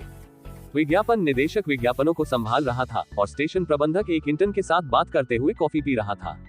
दूसरी तरफ एक कैमरा क्रू था जो चीजों को सेट कर रहा था। ये सामान्य माहौल था जो कार्यक्रम शुरू होने से पहले हर सुबह कार्यक्रम टीम के पास होता था। तभी दरवाजा खुला और एक लंबा टेढ़ा मेढ़ा दिखने वाला आदमी जिसकी झबरा दाढ़ी थी अंदर आया। वे प्रोडक्शन डायरेक्टर थे। हेक्टर कहाँ है? और मेहमान अभी तक प्रकट नहीं हुए हैं। आप जानते हैं कि वे कहाँ हैं? उन्हें सुबह ट्रैफिक में नहीं फंसना चाहिए। उसने इधर उधर देखते हुए पूछा। स्टेशन प्रबंधक ने उत्तर दिया, वह कॉफी लेने बाहर आया है। जहां तक मेहमानों की बात है, एडन सिल्वरिए के एजेंट ने कहा कि वे पार्किंग के बाद आ रहे हैं। एंड्रिया, ठीक है, उसके एजेंट और स्टाइलिस्ट अपने फोन नहीं उठा रहे हैं। आशा करते हैं कि वह जल्द ही यहाँ होंगी। ये सुनकर प्रोडक्शन डायरेक्टर का चेहरा खिल उठा। त्योरियां चढ़ाते हुए वो एक कुर्सी पर बैठ गया, ये सोचकर कि कैसे कुछ सेलेब्स बहुत गैर जिम्मेदार थे। ऊपर देखते हुए उसने संगीत निर्देशक की ओर देखा। जस्टिन फ्रैंक के बारे में क्या? उसे यहाँ 10 बजे तक पहुँचने की जरूरत है ताकि हम थोड़ा अभ्यास कर सके। 10 पर सेगमेंट कुछ ऐसा है जिसे हमने पहले ही काफी बढ़ावा दिया है, इसलिए मैं कुछ गड़बड़ नहीं करना चाहता। चिंता मत करो, आपके आने से पहले मैंने उनके मैनेजर से बात की थी। वे समय पर होंगे, उनके लिए भी ये बहुत जरूरी है। प्रोडक्शन डायरेक्टर ने सिर हिलाया, संतुष्ट। जस्टिन फ्रैंक अमेरिका और पूरी दुनिया में सबसे प्रसिद्ध कलाकारों में से एक थे। कुछ महीनों से वह अपने अगले एल्बम की तैयारी कर रहा था और आज वह एल्बम के एक गाने को उनके रेडियो स्टेशन पर प्रकट करने जा रहा था। ये रिकॉर्ड लेबल और रेडियो स्टेशन द्वारा हस्ताक्षरित एक सौदा था। जाहिरा तौर पर जस्टिन का रिकॉर्ड लेबल उन्हें एक पारंपरिक कलाकार के रूप में बढ़ावा देना चाहता था और इसके लिए उन्होंने रेडियो स्टेशन पर अपने नए एल्बम में से एक गाने को सीधे प्रकट करने का फैसला किया था। इसमें एक म्यूजिक वीडियो भी नहीं आने वाला था क्योंकि वे चाहते थे कि लोग बस अपनी आंखें बंद कर ले और गाना सुने। ये निश्चित रूप से रिकॉर्ड लेबल के लिए उन्हें एक महान संगीतकार के रूप में स्थापित करने का एक शानदार तरीका था। इस वजह से यह उनके लिए काफी व्यस्त दिन होने वाला था। अचानक दरवाजा फिर से खुल गया और इस बार भूरे बालों वाला एक आदमी एक गिटार के साथ एक युवक के साथ प्रवेश किया। उनके पीछे एक डरावना दिखने वाला शख्स भी था। प्रोडक्शन डायरेक्टर ने गिटार वाले लड़के की पहचान उनके मेहमानों में से एक एडन सिल्वरिए के रूप में की। मैं उनसे लिफ्ट में मिला था, भूरे बालों वाले आदमी ने कहा। वह हेक्टर बंद थे, कार्यक्रम के मेजबान एडन में होने जा रहे थे। आप सभी से मिलकर अच्छा लगा, मुझे यहाँ रखने के लिए धन्यवाद। एडन ने चारों ओर देखते हुए विनम्र दिखने की कोशिश करते हुए कहा। आपको देखकर भी अच्छा लगा, मुझे आपके गाने बहुत पसंद है। प्रोडक्शन डायरेक्टर ने एडन के हाथ मिलाते हुए कहा। चलो आशा करते हैं कि आज हमारा कार्यक्रम अच्छा रहेगा। इन शब्दों पर हेक्टर टिप्पणी किए बिना नहीं रह सका। मुझे लगता है कि आज का दिन हमारे सबसे अच्छे एपिसोड में से एक होगा। मैं आज सुबह से अच्छा महसूस कर रहा हूँ। चैप्टर 128 अध्याय 128। रेडियो शो 2 प्रसारण में स्वयं बनने का प्रयास करें। अधिकांश प्रश्नों के बारे में आपको पहले ही जानकारी दी जा चुकी है। आपको बस अब तक के अपने सफर के बारे में बात करने की जरूरत है। एकमात्र अप्रत्याशित हिस्सा सत्र होगा जिसमें श्रोता प्रश्न भेजेंगे। एक महिला असिस्टेंट ने एडन को बताया कि शो में क्या होने वाला है। ऐसा किसी भी दुर्घटना या दुर्घटना से बचने के लिए किया गया था क्योंकि कार्यक्रम 10 मिनट में शुरू होने वाला था। जैसे सहायक ने कहा, ज्यादातर सवाल सिर्फ गायक के अतीत से संबंधित होने वाले थे कि उन्होंने इतना कुछ कैसे हासिल किया और उनकी भविष्य की योजनाएं क्या थी। ऐसा था शो का फॉर्मेट। एडन के बगल में एक लड़की बैठी थी जिसके बाल पोनीटेल में बंधे हुए थे। उसने एक साधारण काली पोशाक पहनी हुई थी जो उसके शरीर के अनुकूल थी, लेकिन वह महिला सहायक की बात नहीं सुन रही थी। इसके बजाय वह अपने फोन के माध्यम से ब्राउज कर रही थी। सुश्री हेल्स, क्या आप समझी? सहायक ने अजीब तरह से पूछा और लड़की ने अपना सिर थोड़ा ऊपर उठाया और सिर हिलाया। हाँ, मुझे बस अपनी कहानी और अन्य चीजों के बारे में बात करनी है। मुझे वह सब पहले से ही पता है। बस इसे मेरे पास छोड़ दो और मुझे परेशान मत करो। एंड्रू ने कठोर लहजे में कहा, जैसे वह सहायक को अपनी दृष्टि से बाहर निकलने के लिए कह रही हो। सहायक, जो अभी अपना काम कर रही थी, ने एक अजीब सी मुस्कान दी, लेकिन वह उसकी आदी हो गई और चली गई। वह वास्तव में वैसी ही है जैसा मैंने सोचा था कि वह होगी। एडन ने एंड्रिया को देखते हुए सोचा। अभी तक दोनों में केवल 2-4 बातें हुई थी और उसके बाद वह अपने फोन में व्यस्त हो गई थी। उसे पहले से ही लग रहा था कि वह यहाँ नहीं रहना चाहती, लेकिन उसके पास और कोई चारा नहीं था। उद्धरण चिन्ह। अरे, तुम्हारा नाम एडन सिल्वर है ना? आप किस लेबल से हैं? जब उसने आइडेन को अपनी ओर देखते हुए देखा तो एंड्रिया ने अपना फोन दूर रखा और उसकी ओर देखा। एडन सिल्वरिए और कोई लेबल नहीं, मैं एक इंडी सिंगर हूँ। ओह, मुझे ऐसा लगा जैसे मैंने आपको पहले देखा था, उसने कहा, और उसके शब्दों से ये स्पष्ट था कि उसके प्रबंधक ने उसे उसके बारे में कुछ नहीं बताया था। हाँ, अब मुझे याद है, तुम वह आदमी हो जिसे चाकू मारा गया, उसने अचानक कहा। उसका चेहरा एक एहसास बन गया है। उसकी आंखें स्वाभाविक रूप से एडन की छाती पर पड़ी जहां उसने छुरा घोंपा था। जैसे ही वह हंसा, उनके गानों को लाखों व्यूज मिलने के बाद भी उन्हें स्टेज पर छुरा घोंपने की वजह से जाना जाता था। ये समझ में आता था क्योंकि ये चीजें कलाकारों के साथ रोज नहीं होती। इस बिंदु पर एडन ने संगीतकारों के साथ हुई 10 भयानक घटनाएं जैसे वीडियो में एक प्रदर्शन स्थान तय किया था। हाँ, मैं वह आदमी हूँ। मैंने आपका वायरल वीडियो देखा और कैसे आपने उसकी वजह से अचानक इमेजिन जायंट्स को हरा दिया। इंडस्ट्री में इसकी खूब चर्चा हुई थी। दरअसल कुछ समय से आपके बारे में काफी बातें हो रही हैं। क्या आपने वास्तव में इसके लिए भुगतान किया था? क्या? एंड्रिया जो कह रही थी उसे समझने की कोशिश करते हुए एडन ने एक चौंकाने वाली अभिव्यक्ति की। ये हास्यास्पद लग रहा था कि उसने इसे कैसे संसाधित करने की कोशिश की। उसने ये भी सोचा कि क्या वह उससे चिढ़ने की कोशिश कर रही है। मेरा मतलब है, इसके बारे में बहुत सारे षड्यंत्र सिद्धांत थे। लोगों को यह अजीब लगा कि कैसे सुरक्षा का उल्लंघन किया गया, और कई लोगों ने कहा कि प्रसिद्धि पाने के लिए आपने इसे खुद ही अंजाम दिया। कम से कम मैं उन पार्टियों से तो यही जानता हूं जिनमें मैं गया था। अतीत में एक रिकॉर्ड लेबल ने एक उदास लड़की की छवि को खींचने के लिए निशान पाने के लिए एक गायिका को अपनी कलाई कटवा दी। उद्योग में हर तरह की अजीब घटनाएं होती हैं। उन्होंने कहा, मुझे नहीं पता कि लोग पार्टियों में मेरे बारे में किस तरह की बातें कर रहे हैं, लेकिन शोहरत पाने के लिए मुझे छुरा नहीं घोंपा जाएगा। मैं मर सकता था, मैं उतना पागल नहीं हूँ। और जहाँ तक सुरक्षा उल्लंघन की बात है, ये चीजें इसलिए होती हैं क्योंकि कोई शो में इस तरह की उम्मीद नहीं करता है। सुरक्षा कर्मचारी आलसी काम कर रहे थे। एडन ने अपने हिस्से की व्याख्या की, लेकिन ऐसा लग रहा था कि एंड्रिया संतुष्ट नहीं थी।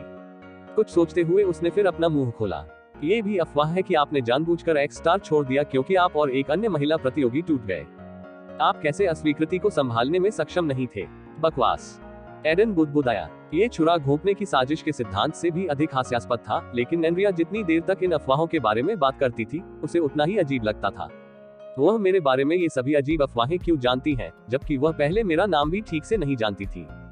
मैं अपने बारे में इन अफवाहों के बारे में जानता तक नहीं हूँ। वह स्पष्ट रूप से मुझे गुस्सा दिलाने की कोशिश कर रही है, उसने कहा और उसकी तरफ देखा। वह उसकी प्रतिक्रिया पर मुस्कुराती हुई लग रही थी। उनका संदेह व्यर्थ नहीं था। वह स्पष्ट रूप से सिर्फ एक अपरिपक्व लड़की थी जो बिना किसी कारण के उससे चिढ़ने की कोशिश कर रही थी। अगर मैं कुछ नहीं कहता तो शायद वह अपनी बात जारी रखेगी। ये सोचकर कि आइडेन ने उसके बारे में खोजी गई जानकारी पर वापस विचार किया। ये केवल वह नहीं थी जो अजीब अफवाहें जानती थी। तुम्हें पता है, मैंने भी एक अफवाह सुनी है। दरअसल आपके बारे में बहुत कुछ है, एडन ने कहा, और इससे पहले कि एंड्रिया कुछ कह पाती, उसने जारी रखा। आपके परिवार ने सोशल मीडिया पर बॉट खातों के लिए भुगतान कैसे किया जो आपको वायरल करने के लिए एल्गोरिथम का उपयोग करता था, और कैसे आप एक शो के बाद जर्मनी में किसी को बुरी तरह से घायल कर देते थे क्योंकि आप ड्राइविंग लाइसेंस नहीं होने पर भी नशे में गाड़ी चला रहे थे। एडन ने ये सब एक सेलिब्रिटी फोरम के एक खास अकाउंट से उठाया था। इस सब का कोई सबूत नहीं था, लेकिन एंड्रिया के जमे हुए चेहरे को देखते हुए वह जानता था कि ये अफवाहें बहुत दूर नहीं थी। एक और बात यह है कि आप नियमित रूप से एक डॉक्टर के पास कैसे जाते हैं जो प्लास्टिक में बहुत कुशल है। ... उद्धरण चिन्ह। रुकना, एंड्रिया ने अपने हाथ लहराते हुए जल्दी से कहा। वह सिर्फ आइडेन को थोड़ा परेशान करना चाहती थी क्योंकि वह बोरियत महसूस कर रही थी। उसके लिए उसकी प्रतिक्रिया देखना मजेदार था, लेकिन उसने कभी नहीं सोचा था कि वह उससे इस तरह बात करेगा। अधिकांश अन्य लोग उसके परिवार और रिकॉर्ड लेबल के कारण कुछ नहीं कहेंगे, लेकिन आइडेन ने वास्तव में ऐसा करने की हिम्मत की थी और वह उस पर मुस्कुरा भी रहा था। मैं यह नहीं कह रहा कि ये सच है, वे स्पष्ट रूप से अफवाहें हैं। मैं सिर्फ इतना कह रहा हूं कि सोशल मीडिया और पार्टियों में सेलिब्रिटीज के बारे में रोजाना कई तरह की अजीबोगरीब अफवाहें सामने आ रही हैं। आपको किसी भी चीज पर भरोसा नहीं करना चाहिए। तारांकन, हम 5 4 3 2 1 में लाइव होने जा रहे हैं। जाना। संकेत मिलते ही उद्घाटन संगीत ने कार्यक्रम शुरू कर दिया। हेक्टर मुस्कुराया और बात करने लगा। उसके सामने एडन और एंड्रिया दोनों सिर पर हेडफोन लगाए बैठे थे। हेलो, मैं हेक्टर बन हूं और हमारे show what's new in music में आपका स्वागत है। वह शो जहां हम अमेरिका और यहां तक कि विदेशों में संगीत के क्षेत्र में चल रही हर चीज पर चर्चा करते हैं। आज यहां मेरे साथ 2 खास मेहमान हैं जिनके बारे में आप में से बहुतों ने सुना होगा। मैं उन्हें अपना परिचय देने दूंगा। इन शब्दों में एंड्रिया अपना परिचय देने वाली पहली महिला थी। उसने केवल उन पंक्तियों को दोहराया जो उसे दी गई थी। हेलो, मैं एंड्रिया हिल्स हूँ और मैं एक गायक हूँ। मैं इस तरह के विशेष शो में आकर बहुत सम्मानित महसूस कर रहा हूँ। संक्षिप्त परिचय के बाद आइडेन की बारी थी। हाय, मैं एडन सिल्वरिए हूँ और मैं एक गायक और एक अभिनेता हूँ। मुझे नहीं पता कि आप में से कोई मुझे जानता है या नहीं, लेकिन मुझे आशा है कि आप मुझे शो के माध्यम से पसंद करेंगे। जैसे ही परिचय हुआ, हेक्टर ने जल्दी से उन दोनों से सवाल पूछना शुरू कर दिया। ये पहली बार था जब वे शो में भाग ले रहे थे और इसका पूरा उद्देश्य श्रोताओं को अपनी कहानियां सुनाना था। एडन, जो मुझे पता है, आप एक्स स्टार के बाद पहली बार प्रसिद्ध हुए। आप वहां कैसे पहुंचे, इसके बारे में थोड़ा बताएं। हेक्टर ने ऐसे स्वर में पूछा जिससे ऐसा लगा कि वह अपने अतीत के बारे में सुनने में बहुत रुचि रखता है। ठीक है, मैं उस समय बहुत हताश था। मेरा जीवन कहीं नहीं जा रहा था और मैं मूल रूप से जो कुछ भी पा सकता था उसे हड़पने की कोशिश कर रहा था। एक्स स्टार तब आया था। मुझे गाने बनाना हमेशा पसंद था और संगीत मेरा पहला प्यार नहीं था, लेकिन ये हमेशा मुझे प्रिय था, इसलिए मैंने इसे आजमाया। ये तो बहुत ही मजेदार है। आप पिछले सीजन में काफी प्रसिद्ध हुए थे, लेकिन आपको अचानक से बाहर कर दिया गया। आपने खुद को इससे कैसे खींचा? आपके शो छोड़ने के कुछ समय बाद ही आपका एक गाना वायरल हो गया। हेक्टर ने पूछा और एंड्रिया ने भी उसकी ओर देखा। जब मैं बाहर हो गया तो ये बहुत कठिन था। मुझे याद है कि बस पर्दे के पीछे घंटों बैठे रहना और यह एहसास कि सब कुछ खत्म हो गया था, वास्तव में मुझे बहुत परेशान कर रहा था। मुझे लगता है कि आखिरकार 2 दिनों तक ऐसा ही था, जब मैंने आखिरकार खुद को उठाया। अचानक क्या हुआ? कुछ नहीं, ये सिर्फ एक एहसास था कि समय बीत रहा था और अगर मैं एक असफलता से नहीं उबर पाया तो मैं कभी भी कुछ नहीं बन पाऊंगा। एक्स स्टार महत्वपूर्ण था, लेकिन अंत नहीं। शुक्र है, इसने अंत में अच्छा काम किया। हेक्टर ने ये सुनकर अपना सिर हिलाया और आने वाली टिप्पणियों पर नजर डाली। उनमें से ज्यादातर काफी सकारात्मक थे। उसके बाद वह एंड्रिया के पास चले गए, जिन्होंने इस बारे में बात की कि कैसे वह एक दिन से पहले गाने के कवर गाती थी। यह अचानक उड़ गया। वह सोशल मीडिया पर ट्रेंड कर रही थी और रिकॉर्ड लेबल उससे संपर्क कर रहे थे। उसकी कहानी सुनकर एडन को लगा कि उसकी टीम ने उसे अच्छे से तैयार किया है।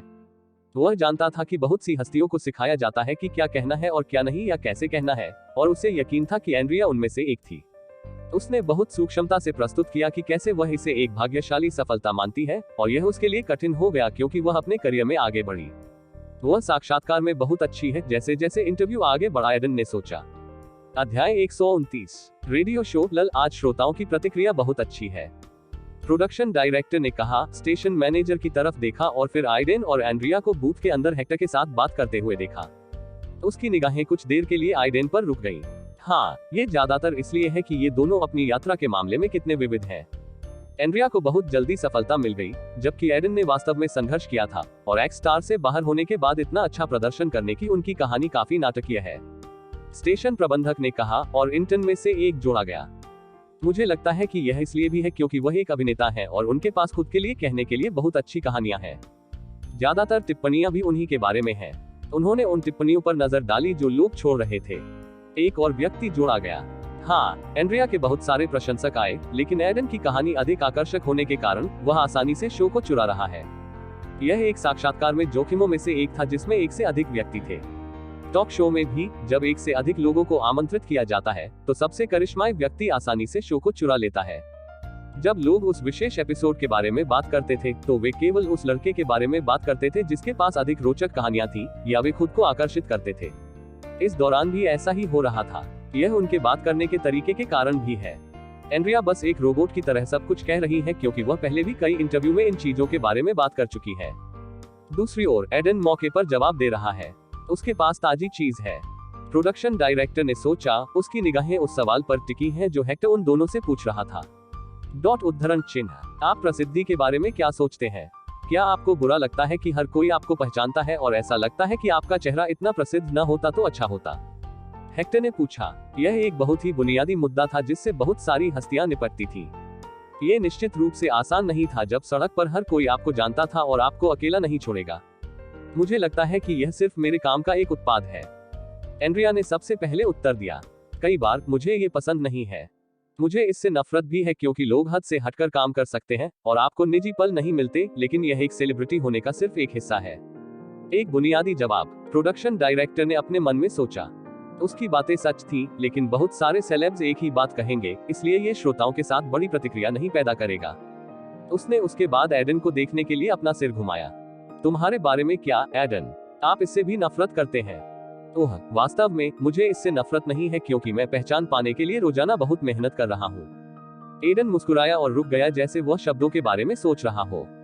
मुझे हमेशा अभिनय और फिर संगीत से प्यार था, इसलिए मुझे स्वाभाविक रूप से पता था कि अगर मैंने वास्तव में इस क्षेत्र में कुछ किया तो मेरा जीवन हर किसी के देखने के लिए होगा।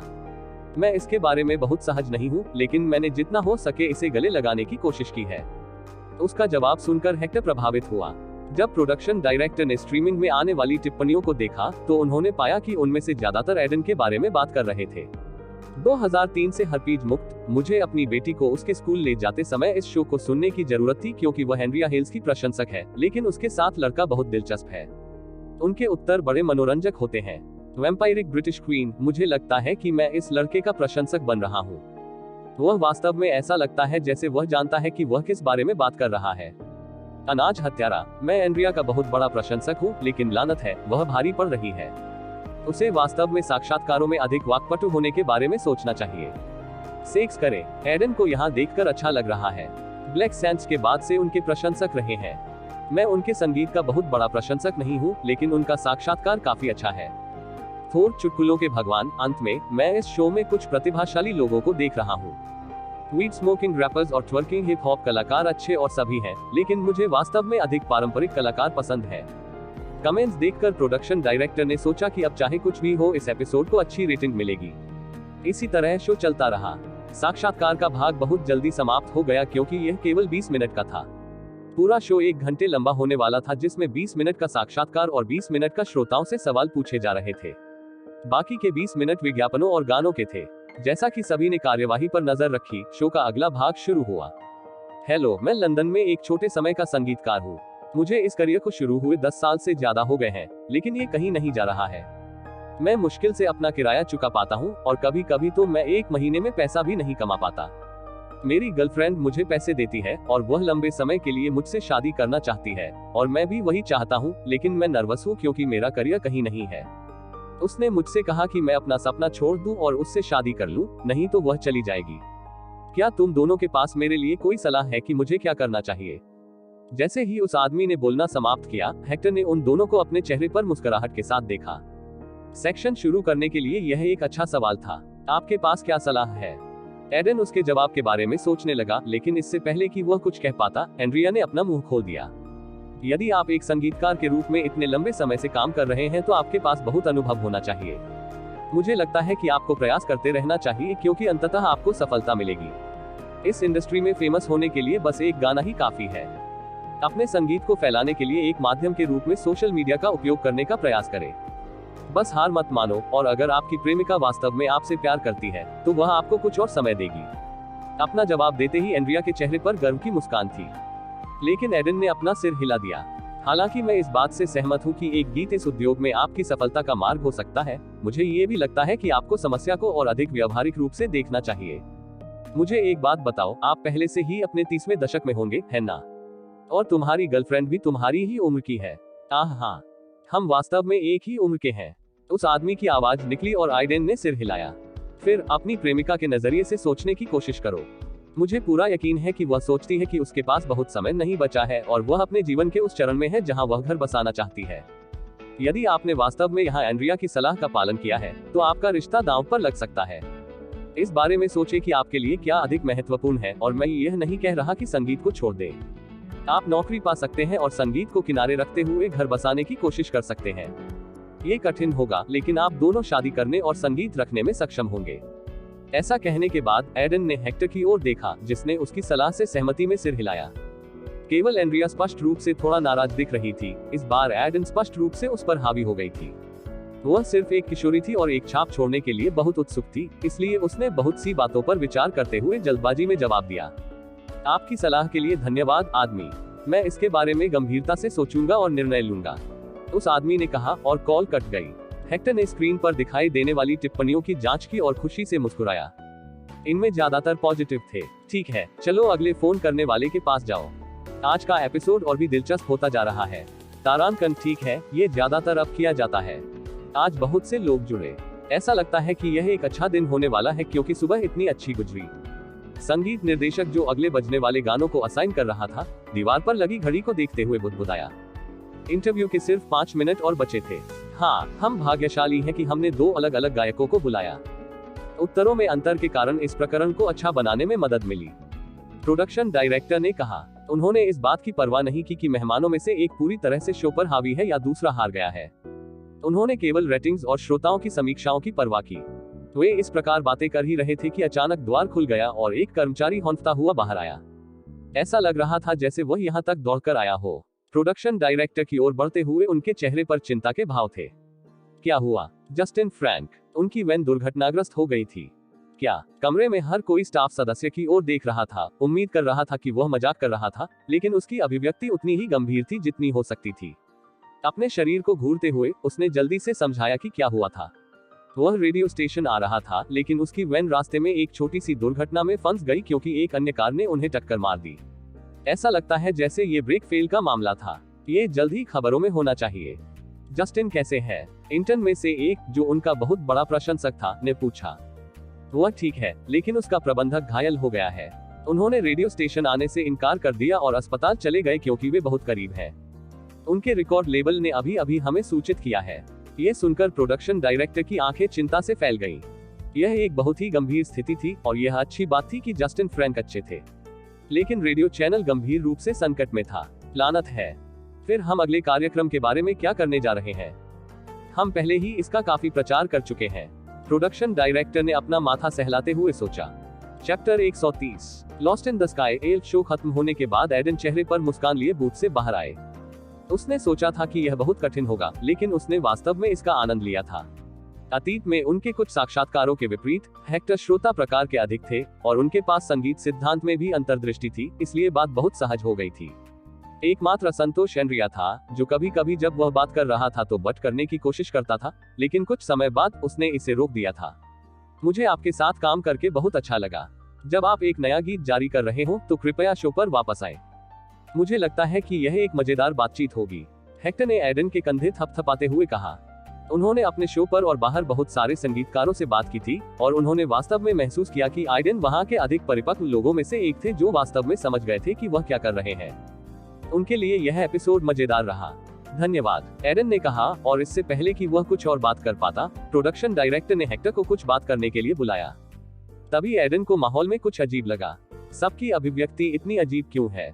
उसने सोचा। जैसे ही दरवाजा खुला और वेड अंदर चला गया। वह रिकॉर्डिंग के दौरान अनुपस्थित था, लेकिन वर्तमान में उसके चेहरे पर मुस्कान थी, जैसे उसके साथ कुछ अच्छा हुआ हो। तुम कहाँ थे? एडन ने उसके पास चलते हुए पूछा। मैं कुछ कॉफी लेने की कोशिश कर रहा था, लेकिन मैं एक टीवी निर्माता से टकरा गया जिसे मैं लंबे समय से जानता हूँ। वह थोड़ा फ्री था, इसलिए हमने 1 घंटे से ज्यादा समय तक बात की। आप शो से चूक गए। चिंता न करें, मैं समय समय पर ऑनलाइन प्रतिक्रियाओं की जांच कर रहा था। ऐसा लगता है कि आपने बहुत अच्छा किया, उसने पूछा। फिर एंड्रिया की ओर देखा, जो अपने एजेंट के साथ कुछ बात कर रही थी। क्या उसने आपको परेशान किया? हाँ, थोड़ा सा, विशेष रूप से शुरुआत में। वो एक लड़की है, लेकिन उसने साक्षात्कार में अधिकांश भाग के लिए पेशेवर रूप से अभिनय किया, इसलिए ये ठीक था, एडन ने कहा। लेकिन वेड ने उन पर पूरी तरह से विश्वास नहीं किया, मुख्य रूप से इसलिए क्योंकि समय समय पर एंड्रिया आइडन को घूर रही थी। उसे यकीन था कि अगर कमरे में कोई और नहीं होता तो वह पहले ही लड़ाई शुरू कर देती। मुझे नहीं लगता कि वह आपको बहुत पसंद करती है। मुझे नहीं लगता कि वह किसी को बहुत पसंद करती है, एडन ने कहा और चकित हो गया। उन्होंने रेडियो शो और फिर आज के कार्यक्रम के बारे में थोड़ी और बात की। सौभाग्य से यह आज उतना खचाखच भरा नहीं था और आइडन इसे आसानी से ले सकता था। उसी समय प्रोडक्शन डायरेक्टर ने उनसे संपर्क किया। मुझे खेद है, लेकिन क्या आपके पास 1 मिनट है? हमें आपकी थोड़ी सी मदद की जरूरत है, उसने चिंतित चेहरे को हटाते हुए कहा। तारांकन, ये काफी परेशानी वाली स्थिति है, एडन ने अपने मन में सोचा। कार्यक्रम निदेशक ने अभी अभी उनकी स्थिति की व्याख्या करना समाप्त किया था। कैसे जस्टिन फ्रैंक रेडियो स्टेशन पर अपने नए गीत का खुलासा करने जा रहे थे और कैसे उनकी वैन दुर्घटनाग्रस्त हो गई थी। चूंकि वह आज रेडियो स्टेशन नहीं आने वाले थे, उन्हें किसी तरह स्लॉट भरने की जरूरत थी। हम पहले से ही जस्टिन फ्रैंक को 1 सप्ताह के लिए हमारे रेडियो स्टेशन पर अपना नया गीत जारी करने के लिए प्रचारित कर रहे हैं, इसलिए टन लोग ट्यून करेंगे। हम सामान्य रूप से जितना प्राप्त करेंगे उससे कहीं अधिक, म्यूजिक डायरेक्टर ने तेवर दिखाते हुए कहा। ये वास्तव में उनके लिए सौहार्दपूर्ण स्थिति नहीं थी। क्या आप यह नहीं कह सकते कि वह एक दुर्घटना में है? मुझे लगता है कि लोग ज्यादा निराश नहीं होंगे क्योंकि यह ऐसी चीज नहीं है जिसकी मदद की जा सके, वेड ने प्रोडक्शन डायरेक्टर की ओर देखते हुए पूछा। हम ऐसा करेंगे, लेकिन पिछली बार लड़कों में से एक बैंड यहाँ उनके एक गीत का ध्वनिक संस्करण करने जा रहा था, लेकिन उन्होंने इसे अंतिम क्षण में रद्द कर दिया। तब रेडियो स्टेशन की प्रतिष्ठा को धक्का लगा। हाँ, भले ही हम समझा दें कि जस्टिन फ्रैंक एक दुर्घटना में शामिल हो गए, लोग सोचेंगे कि रेडिएंट एफएम में इस प्रकार की चीजें बहुत होती हैं। हम अपनी सारी विश्वसनीयता खो देंगे और आप जानते हैं कि इस उद्योग में प्रतिष्ठा सबसे महत्वपूर्ण चीजों में से एक है, हेक्टर ने कहा, और वेड जो कह रहा था उससे सहमत थे। इस संबंध में रेडियो स्टेशन बहुत अशुभ था। वह जानता था कि रेडियो द्वारा जस्टिन फ्रैंक के नए गीत को रिलीज करना कितना बड़ा अवसर है, लेकिन अब सब कुछ अस्त व्यस्त था। तो आपको जस्टिन फ्रैंक के स्थान पर किसी को स्लॉट करने की आवश्यकता है, एडन ने पूछा, और उसके आसपास के सभी लोगों ने सिर हिलाया। हाँ, हमारे पास बाद में एक अभिनेता के साथ एक साक्षात्कार है और हम इसे थोड़ा जल्दी कर सकते हैं और इधर उधर समय लगा सकते हैं, लेकिन हमें अभी भी किसी को गाना गाने की जरूरत है, कम से कम 10 मिनट के लिए। डैमेज कंट्रोल के लिए फिलहाल हम इतना ही कर सकते हैं। प्रोडक्शन डायरेक्टर ने कहा। उनकी बातों से ऐसा लगा जैसे वह मिन्नत कर रहे हो। उन्होंने पहले एंड्रिया हेल्स के एजेंट से इस बारे में पूछा था क्योंकि वह एक बड़ी स्टार थी, लेकिन उनके एजेंट ने तुरंत उन्हें अस्वीकार कर दिया। इसका कारण ये था कि आज एंड्रिया का शेड्यूल काफी टाइट था। उनकी एकमात्र उम्मीद अब एडन पर थी। जैसा कि श्रोताओं द्वारा साक्षात्कार में उनका बहुत अच्छा स्वागत किया गया था, सभी को लगा कि वह एक अच्छा विकल्प होगा। वैसे भी ये कुछ छोटे छोटे संगीतकारों से संपर्क करने से कहीं बेहतर था। क्या आप हमें इसके बारे में निजी तौर पर बात करने के लिए कुछ समय दे सकते हैं? वेड ने पूछा और प्रोडक्शन डायरेक्टर ने तुरंत हामी भर दी। वह और एडन इसके बारे में बात करने के लिए एक कोने में गए। हालांकि आज उनका कार्यक्रम व्यस्त नहीं था। रेडियो पर एक अचानक प्रदर्शन जो पूरे अमेरिका में प्रसारित होता है, आसानी से एडन की प्रतिष्ठा को बर्बाद कर सकता है अगर यह सही नहीं हुआ। यह ऐसा कुछ नहीं था जिसके बारे में बात किए बिना वे सहमत हो सकते थे। तुम क्या सोचते हो? वेड ने पूछा। यह एक अच्छा अवसर है, विशेष रूप से क्योंकि यह एक रेडियो स्टेशन पर उपकार करने का अवसर है। ये बाद में हमारी बहुत मदद करेगा और इसके बाद लेख फैल सकते हैं क्योंकि जस्टिन फ्रैंक एक वैश्विक स्टार है। अगर यह काम करता है तो यह मेरे करियर के लिए अच्छा अवसर है। हाँ, मुझे पता है, इसलिए मैं सहमत होना चाहता हूँ, लेकिन क्या आप सुनिश्चित हैं कि आप अच्छा प्रदर्शन कर सकते हैं? और कौन सा गाना गाओगे? वेड ने एक भान उठाए। उन्हें एडन की क्षमता पर संदेह नहीं था, लेकिन यह अभी भी बहुत तेज और अप्रत्याशित स्थिति थी। मुझे विश्वास है, एडन ने कहा। गीत के लिए क्रांति निस्संदेह मेरी सबसे बड़ी हिट है, लेकिन इसे बैंड के बिना बजाना कठिन है और मेरे फोन पर वाद्य यंत्र नहीं है। इसके अलावा ये काफी कठिन गाना है। गीत होल्ड ऑन मी स्थिति के अनुकूल नहीं होगा और लोनली को आपके बजाए गए गीत के रूप में अधिक समझा जाता है। हमें कुछ और सोचने की जरूरत है।